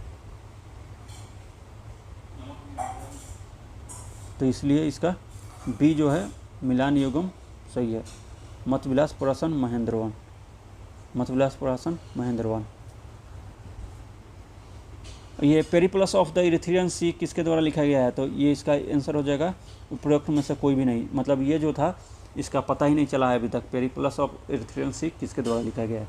ये अलेक्जेंड्रिया का कोई एक नाविक था जो कि जिसका नाम अभी तक नहीं पता चला है, उसने ही लिखा। वह स्रोत जिसमें पाटलिपुत्र के प्रशासन का वर्णन उपलब्ध है तो वह है इंडिका मैगस्थनीज वाला। उसमें 5 सदस्य होते थे। वो बोलता था कि 30 लोग मिलकर के पूरे चलाते थे, जिसमें 6 समिति हुआ करते थे, जिसमें 5-5 लोग हुआ करते थे, टोटल 30 वहीं बताया गया इसमें। अगला है आपका पाटलिपुत्र को किस शासक ने सर्वप्रथम अपनी राजधानी बनाई थी? तो पाटलिपुत्र को उदयन ने बनाई थी, लेकिन ये तो आंसर में दिया हुआ है, मतलब ऑप्शन में दिया नहीं है और इसमें ई भी ऑप्शन नहीं है, तो इसलिए उस हिसाब से चंद्रगुप्त मौर्य को मान सकते हैं पहला। ठीक है, वही बताया राजधानी राजगिरी पाटलिपुत्र से हस्तांतरित किया था उदयन ने। ठीक है, इसलिए उदयन नहीं होने के कारण चंद्रगुप्त मौर्य को सही मानते हैं, नहीं तो ई ऑप्शन होता है इसका सही आंसर। इसमें से किसने सर्वप्रथम व्यापक पैमाने पर स्वर्ण मुद्रा का प्रचलन किया? तो वो था आपका भीम कैडफिसस। कुषाण शासकों द्वारा बड़े पैमाने पर स्वर्ण मुद्रा का प्रचलन किया गया था, जिसका नाम था भीम कैडफिसस ने स्वर्ण मुद्रा सबसे ज़्यादा चलवाया था। कला की गंधार शैली निम्न समय में से फली फूली कब? तो कुषाण के समय में। गंधार शैली मथुरा शैली, ये दोनों शैली एक ही समय में, कुषाण के समय में ये फला फूला। अगला है इनमें से किस शासक ने चतुर्थ बौद्ध संगीति का आयोजन किया था? तो वो था आपका कनिष्क कुंडलग्राम में। तो ठीक है, तो इतना ही तक 120 से लेकर के अब लास्ट एक और वीडियो आएगा, उसमें हम देखेंगे। ठीक है, ये पेज ख़त्म कर लेते हैं। प्रद्योत कहाँ का राजा था? तो प्रद्योत जो अवंती का राजा था। आपका हुन राजा तोड़मर किस अलीकर राजा द्वारा पराजित किया गया था? तो वो है आपका प्रकाश वर्मन के द्वारा पराजित किया गया था। ये इतना तक 121 तक इसमें देखा है हमने, और आगे जो है आगे का वीडियो जो आएगा उसमें लास्ट तक देखेंगे। ठीक है, thank you, have a nice day, thanks for watching. इस वीडियो में हम 122 से आगे देखेंगे, इससे पहले 121 तक डिस्कस हो चुका है। अब आगे तंजौर में बृहदेश्वर मंदिर का निर्माण किस राजा के द्वारा करवाया गया था? तो ये था राजा राजवन। तो इसको कैसे याद रखेंगे? तंजौर का बृहदेश्वर मंदिर को राजा राज से मतलब ये रिलेट करना है। तो बृहदेश्वर से आपको लग रहा है कि बृहद मतलब बृहद राज जिसका हो, वहीं बृहदेश्वर मंदिर बनवाएगा, बृहद राज। तो बृहद राज किसका होगा? राजाओं का राजा का, जो सबसे बड़ा राजा हो, मतलब राजाओं का राजा का बृहद राज्य होगा, वहीं बृहदेश्वर मंदिर बनाएगा। ठीक है, तो ये ऑप्शन हो जाएगा। इसी बृहदेश्वर मंदिर को राज के द्वारा बनवाया गया था, इसीलिए इसको राजेश्वर मंदिर के नाम से भी जाना जाता है। ये तमिलनाडु के तंजौर जिले में स्थित है। ये एक हिंदू मंदिर है, इसे 11वीं सदी में बनाया गया था। अब इससे पूछेगा कि राजा राजेश्वर किस राज्य से था? तो वो था चोल राज्य से, चोल शासक था यह। निम्नलिखित अभिलेखों में से किसमें विधवा का दहन का मतलब सती प्रथा का कहाँ पे उल्लेख है? तो ये है का भानुगुप्त का जो एरर अभिलेख है स्तंभ, वहीं पे है। ये पहली बार विधवा दहन अर्थात सती उदाहरण मिलता है। ये भोजराज नामक सेनापति की मृत्यु पर उसकी पत्नी सती हो गई थी। ठीक है, और एरन जो कि मध्य प्रदेश के सागर जिले में विदिशा के निकट बेटवा नदी के किनारे स्थित है।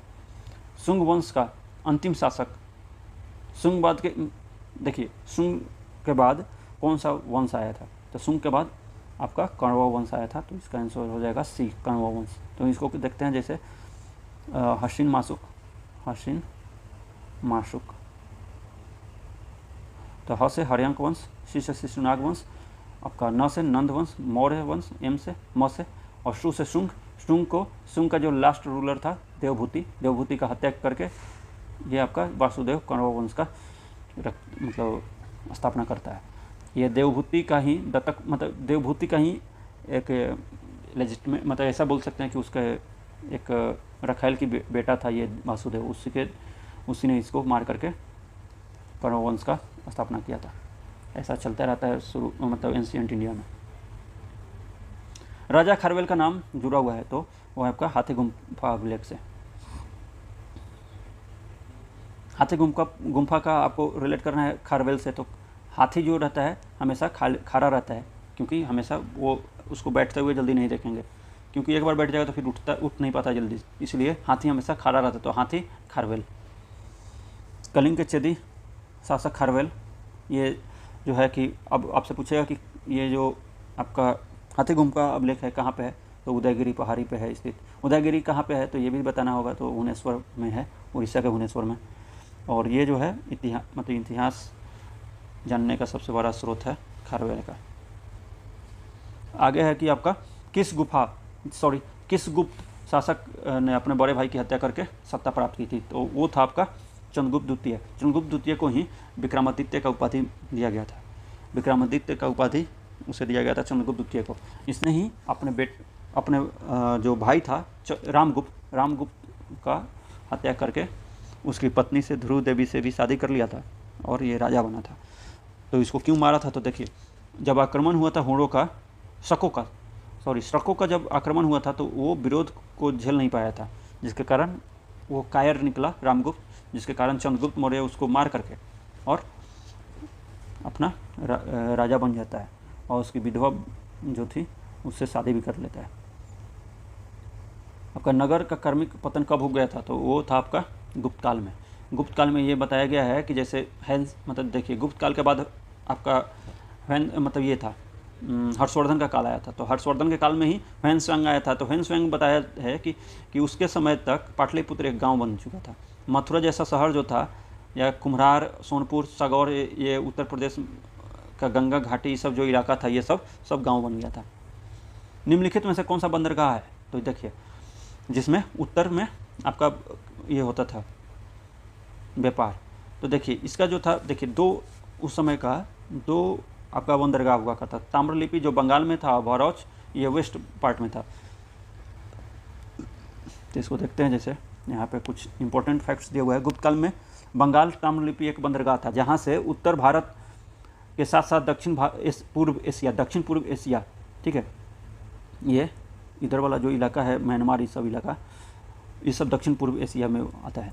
तो इस सब इलाका में चीन, जैसे चीन हुआ, श्रीलंका हुआ, मतलब श्रीलंका वाला हुआ, जावा हुआ, सुमात्रा हुआ, ये सब जो इलाका था इसमें आपका ताम्रलिप्ति वाला बंदरगाह से होता था।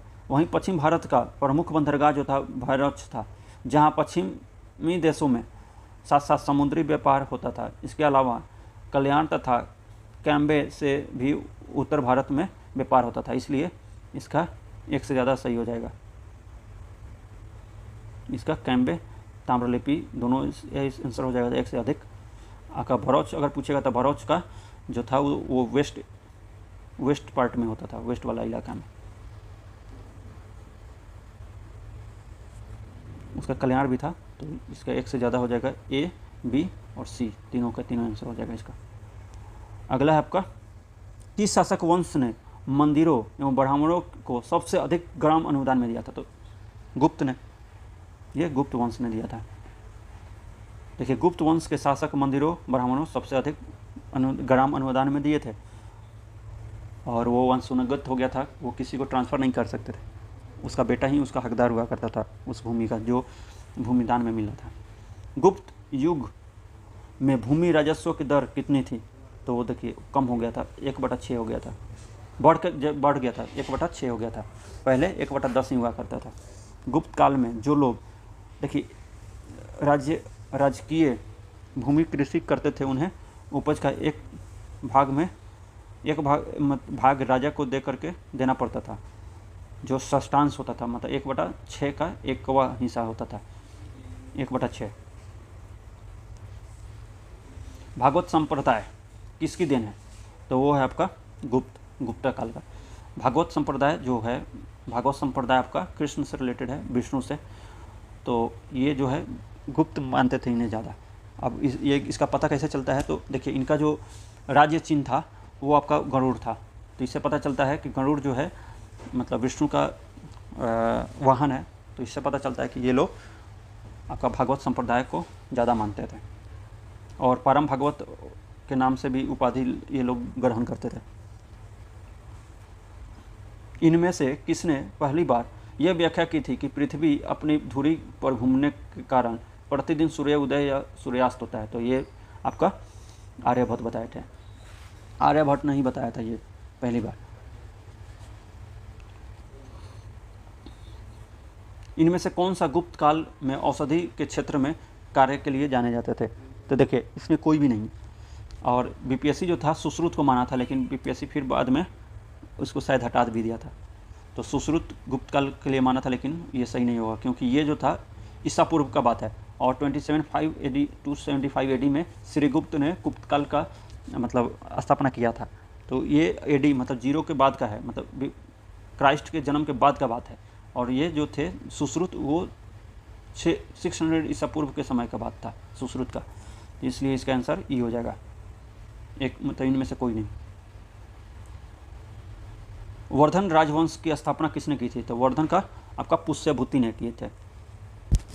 बाणभट्ट की रचना हर्षचरित्र के अनुसार, बाणभट्ट हर्षचरित्र आपको मालूम ही होगा। वर्धन वंश का स्थापना जो था आपका पुष्यभूति नामक व्यक्ति ने किया था, थानेश्वर राजधानी था उसका। हर्षवर्धन इस वंश का सबसे महान शासक हुआ था। चीनी यात्री ह्वेनसांग किसके काल मतलब कहाँ किस विद्यालय में अध्ययन करने के लिए आया था? नालंदा में आया। नालंदा में रुकने मतलब वहाँ पे पढ़ाई करने के लिए आया था। चीनी यात्री ह्वेनसांग हर्षवर्धन के समय में आया था, ठीक है। और 1.5 वर्ष तक निवास करके और यहीं पे बौद्ध शिक्षा का ग्रहण किया। ह्वेनसांग के भारत यात्रा के समय सूती कपड़ों का उत्पादन के लिए सबसे प्रसिद्ध नगर कौन था? तो वो था मथुरा। मथुरा में उसने बताया था कि मथुरा में एकदम उत्तम क्वालिटी का सूती वस्त्र मतलब बनता था। वही यहाँ पे दिया हुआ है। अगला है कि कवि बाण निवासी थे, कहाँ के? पटलिपुत्र के निवासी थे, ये याद रखिएगा। बाणभट्ट जो हर्षवर्धन के समय दरबारी कवि थे, इन्होंने हर्षचरित्र लिखा था, कादम्बरी भी लिखा हुआ था। देखिए, बाणभट्ट का रचयिता कौन? बाणभट्ट क्या क्या लिखे थे? तो हर्षचरित्र, कादम्बरी, चंडी शतक, ये सब उनका लेख था। चीनी यात्री इत सिंह कब आया था? तो देखिए, इत सिंह जो था 671 या 672 ईस्वी में आया था। तो इसमें कोई ऑप्शन नहीं है, तो इन उपरोक्त में से कोई नहीं। तो 672 ईस्वी में आया था। तो ये आगे भी क्वेश्चन पूछ सकता है, तो याद रखिएगा। इत सिंह जो था, इत सिंह जो था 672 ईस्वी में आया था या 671 ईस्वी में। प्रसिद्ध चीनी यात्री फैयान किसके शासनकाल में आया था? तो चंद्रगुप्त द्वितीय काल में। देखिए, मैगस्थनीज आया था चंद्रगुप्त मौर्य के समय में। उसके बाद ह्वेनसांग से हर्षवर्धन के काल में। और आपका एक ही अब बच गया, जो बच गया वो विक्रमादित्य के काल में आएगा। तो विक्रमादित्य या चंद्रगुप्त द्वितीय के काल में आपका फैयान आया था, विक्रमादित्य के शासनकाल में। नालंदा विश्वविद्यालय का स्थापना किसने किया था? तो कुमारगुप्त ने किया था। इसी को महेंद्र द्वितीय भी बोलते हैं। यही दिया हुआ है। नालंदा विश्वविद्यालय के विनाश के कारण कौन थे? मुस्लिम, बख्तियार खिलजी। विक्रमशिला विश्वविद्यालय किनके द्वारा स्थापित किया गया था? तो धर्मपाल के द्वारा। यह धर्मपाल के द्वारा विक्रमशिला किया गया था। यह भागलपुर में स्थित है। आपका ताम्रपत्र लेख दर्शाता है कि प्राचीन काल में बिहार के राजाओं का संपर्क था कहाँ से? तो जावा और सुमात्रा से। उसमें बताया गया है कि उस लेख में बताया गया है जो कि देवपाल के पालवंशी शासक देवपाल बौद्ध मत अनुयायी था, ठीक है। वो देवपाल जो था वो बौद्ध धर्म को मानता था। उसका लेखों में उसे परम सौगात बोला, मतलब कहा गया है, परम सौगात। और शैलेंद्र वंशी शासक बालपुत्र देव के अनुरोध पर उसने क्या किया था, नालंदा में बौद्ध विहार बनवाने के लिए 5 गांव उसने दान दे दिए थे। किसने? आपका ये देवपाल ने। स्वर्णभूमि का वह राजा कौन था जिसने नालंदा में एक बौद्ध विहार का स्थापना किया था? रख रखाव हेतु दूत द्वारा देवपाल से 5 गांव देने के लिए प्रार्थना की थी। तो वो था आपका बालपुत्र देव। बालपुत्र देव आपका देवपाल को बोला था कि आप मेरे तरफ से 5 गांव नालंदा को मतलब उपहार में दे दीजिए। स्वर्णभूमि, तो स्वर्णभूमि वहीं बालपुत्र देव, याद रखिएगा। खजुराहो मंदिर स्थापत्य के निर्माण में सहयोगी थे, तो वो थे चंदेल। चंदेल ने ही खजुराहो मंदिर का स्थापत्य करवाए थे। खजुराहो मंदिर के चंदेल राजाओं के द्वारा ये हुआ था। अब ये भी पूछेगा कि मंदिरों में कंदारिया महादेव का मंदिर सर्वोत्तम है। तो अगर आपसे पूछा कि कंदारिया महादेव किसने बनवाया है, तो वो आपका चंदेल शासक ने ही बनवाया है। विक्रमशिला शिक्षा का केंद्र था, जो स्थापक का नाम क्या है, तो वो है आपका धर्मपाल। विक्रमशिला जो भागलपुर में है, उसका जो धर्मपाल शासक था उसने बनवाया था। और उस समय के दीपक श्रीज्ञान जो उपाध्यक्ष अतीश के नाम से प्रसिद्ध थे, यहाँ के सर्वाधिक प्रसिद्ध विद्वान थे। ये तिब्बत भी गए थे। तो कौन थे? तो ये अतीश, उपाध्याय अतीश। निम्नलिखित राजवंशों में किसका उल्लेख संगम साहित्य में नहीं हुआ है? तो देखिए, चेल चोर पांड्या का हुआ है लेकिन कदम्ब का नहीं हुआ है। तो चेल चोर पांड्या का हुआ है लेकिन कदम्ब का नहीं हुआ है। तो संगम काल में चेल चोर पांड्या का वर्णन है, बाकी जो ऑड हो गया उसका नहीं है। संगम युग में उरयूर किस चीज़ के लिए फेमस था? तो ये था कपास के व्यापार के लिए, कपास के व्यापार या सूती वस्त्र के लिए। तो वहीं तथा सूती वस्त्र के लिए। मुद्र राक्षस किसके द्वारा लिखा गया है? तो विशाखदत्त के द्वारा। मुद्र राक्षस विशाखदत्त के द्वारा लिखा गया है। इसमें बताया गया है कि चंद्रगुप्त मौर्य जो थे वो कुलीन मतलब वंश से ताल्लुक़ रखते थे, मतलब वो राजवंश से नहीं थे। वहीं इसमें ये बताया गया। पृथ्वीराज रसो के लेखक कौन है? तो पृथ्वीराज रसो के लेखक चंद्रवरदाई हैं। तो चंद्रवंशी शासक पृथ्वीराज तीसरे को मतलब पृथ्वीराज चौहान बोलते हैं, ठीक है। उनके दरबारी कवि जो थे चंद्रवरदाई थे, जिन्होंने पृथ्वीराज रसो का लेख मतलब लिखा था। स्वप्नवासवदत्ता के लेखक कौन है? तो वो हैं भास। देखिए, भास के द्वारा लिखा गया ये सब है, जैसे स्वप्नवासवदत्ता, दूत घटोत्कच, बालचरित, उरुभंग, दूत वाक्य, पंचारात्र, उसके बाद आपका कर्णभार, ये सब पढ़ लीजिएगा। ये सभी याद भी कर लीजिएगा, कभी भी पूछा जा सकता है, लेकिन ज़्यादातर क्वेश्चन रिपीट होते रहता है। तो ये भास वाला क्वेश्चन हमेशा पूछता है कि भास लिखा हुआ कौन सा है, तो कभी उलट पुलट के ये पूछते रहता है। तो स्वप्नवासवदत्ता जो है उसके लेखक कौन है? भास। कुमार संभवम कालिदास के द्वारा लिखा गया है। यह कुमार संभवम जो है महाकाव्य की रचना महाकवि कालिदास ने की थी। प्रकृत कार्तिकेय के जन्म का वर्णन हुआ है इसमें। शिव पार्वती के जो बेटा थे गणेश और कार्तिकेय के बारे में, ठीक है।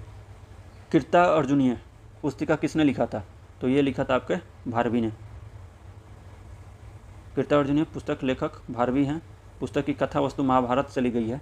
अर्जुन तथा कीरत का वेशधारी शिव के बीच युद्ध का वर्णन है उसमें। उस स्रोत का नाम बतलाएं जो प्राचीन भारत व्यापार मार्गों को मौन है। देखिए, मिलिंद पन्हो जो है वो नागसेन का मतलब मिलिंद और नागसेन के बीच का जो वार्तालाप है उसको इसमें बताया गया है।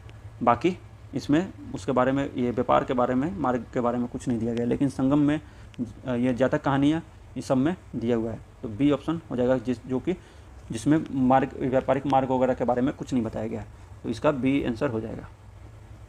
वहीं यहाँ पे दिया हुआ है कि पाली भाषा में बौद्ध भिक्षु नागसेन द्वारा लिखित मिलिंद पन्हो में हिंद यवन शासक मिनांडर के बीच वार्तालाप है। नागसेन और मिनांडर के बीच में वार्तालाप है। तर्क वितर्क किया गया है। हर्षचरित नामक पुस्तक किसने लिखी थी? तो हर्षचरित बाणभट्ट, सिंपल। अब अगला है कि आपका चोल वंश का संस्थापक कौन था, तो विजयालय थे। विजयालय जो था वो चोल वंश का संस्थापक था, तो ये याद रखिएगा, विजयालय चोल।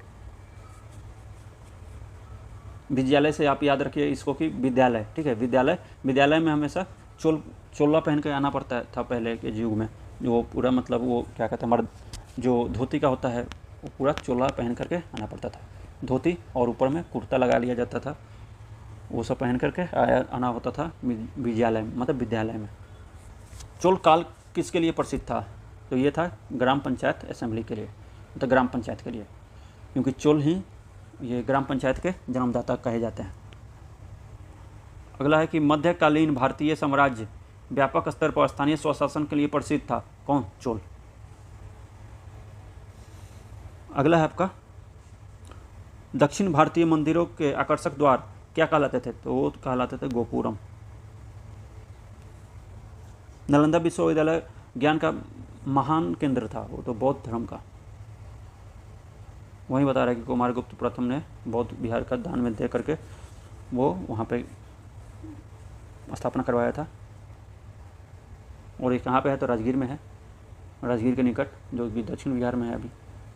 अजातशत्रु का नाम क्या था, अजातशत्रु के वंश का नाम क्या था, तो वो था हर्यक वंश। हर्यक वंश बिंबिसार के द्वारा स्थापना किया गया था, और बिंबिसार को हत्या करके अजातशत्रु उसका राजा बना था।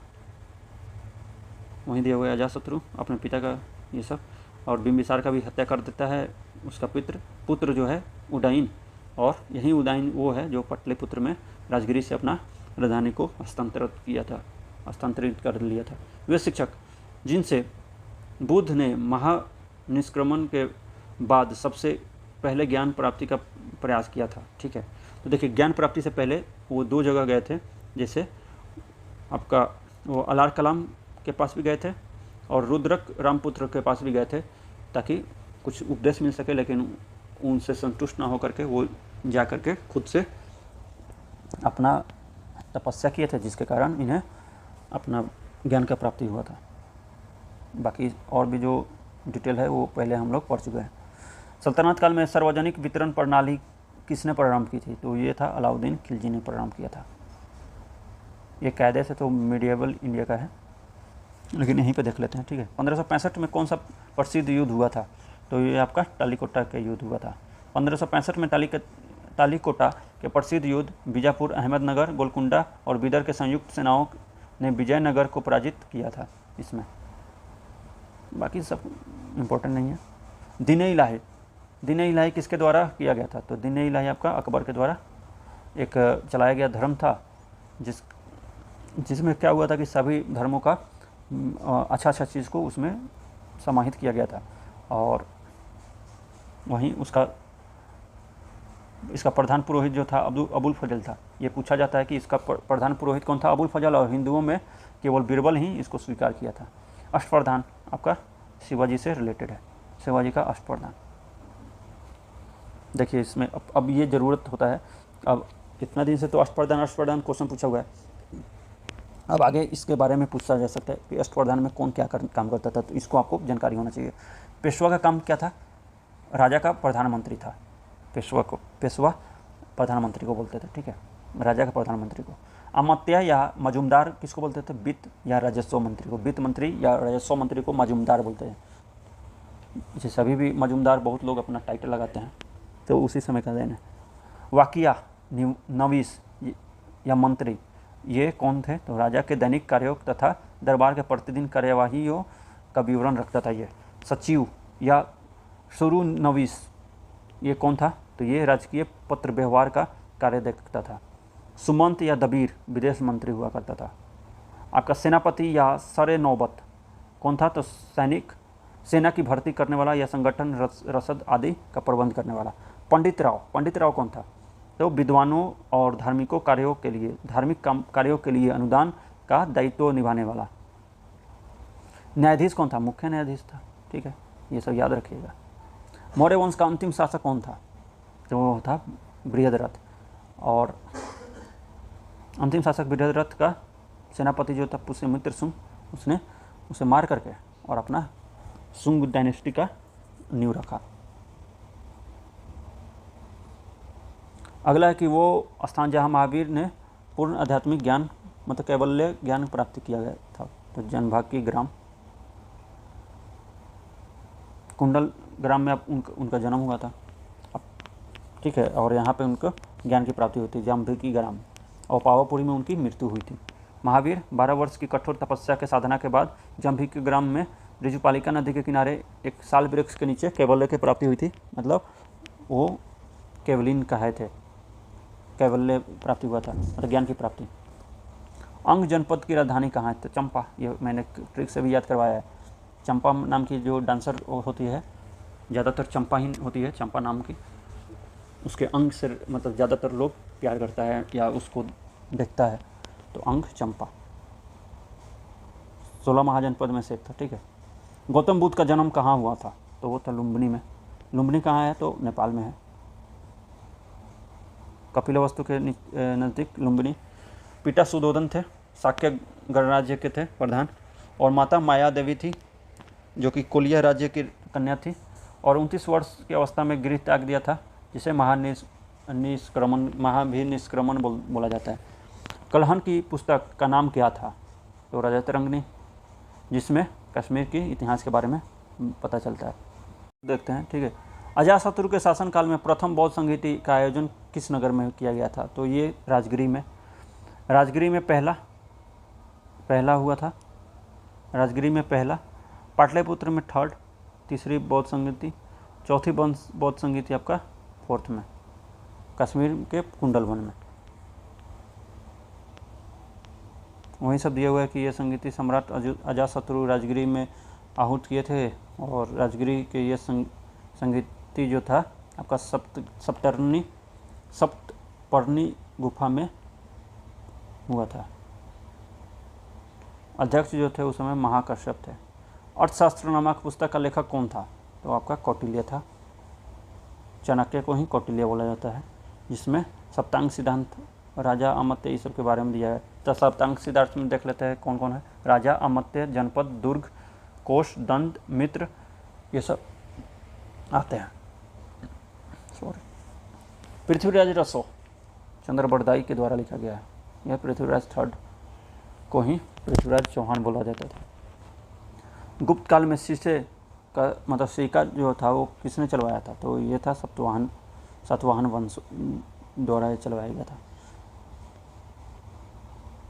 यही केवल एक क्वेश्चन पूछता है इसमें। अशोक की नीति के आर्थिक परिणामों के कारण ही मौर्य साम्राज्य का पतन अधिकांश उचित था। ये कौन बोला था? रोमिला थापर का कहना है। प्रसिद्ध इतिहासकार रोमिला थापर ने यह मतलब उनका यह मत है कि अशोक की नीति के आर्थिक परिणामों के कारण ही मौर्य साम्राज्य का पतन हुआ था। रोमिला थापर बोली थी। प्रसिद्ध इलाहाबाद प्रशस्ति किसका है? तो हरिशरण का है। ये हरिशरण का है, प्रयाग प्रशस्ति या इलाहाबाद प्रशस्ति।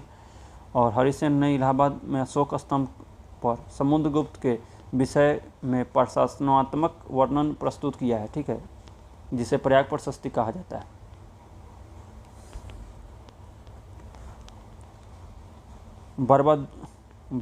बराबुदुर विश्व में सबसे अद्भुत स्तूप है। इसकी मूर्ति और मूर्तिकला किसके शानदार उदाहरण है? तो वो है आपका भारत और जावा के। बराबुदुर जो है इंडोनेशिया के जावा द्वीप में स्थित है। इसकी मूर्ति और मूर्तिकला भारत और जावा काल के उदाहरण है। ये क्वेश्चन 2002 में पूछा हुआ है बीपीएससी के सीडीपीओ में, तो ये आगे रिपीट भी हो सकता है आपके बीपीएससी में। याद रखिएगा इस क्वेश्चन को। बराबुदुर विश्व की सबसे अद्भुत स्तूप जो है वो आपका इंडोनेशिया, जावा या इंडोनेशिया वही है। तो जावा और भारत का कला का नमूना है। महावंश के अनुसार बिंबिसार किस आयु में सिंहासन पर बैठा था? तो वो 15 वर्ष की आयु में। अगला है कि बराबर पर्वत श्रृंखला स्थित गोरखगिरी किसके द्वारा विजित की गई थी? तो खारवेल के द्वारा विजित की गई थी। चेदी वंश का मतलब शासक जो था खारवेल, उसके द्वारा विजित किया गया था। तो ठीक है, इस वीडियो में इतना ही। फिर अगले वीडियो में अब मध्यकालीन भारत देखेंगे।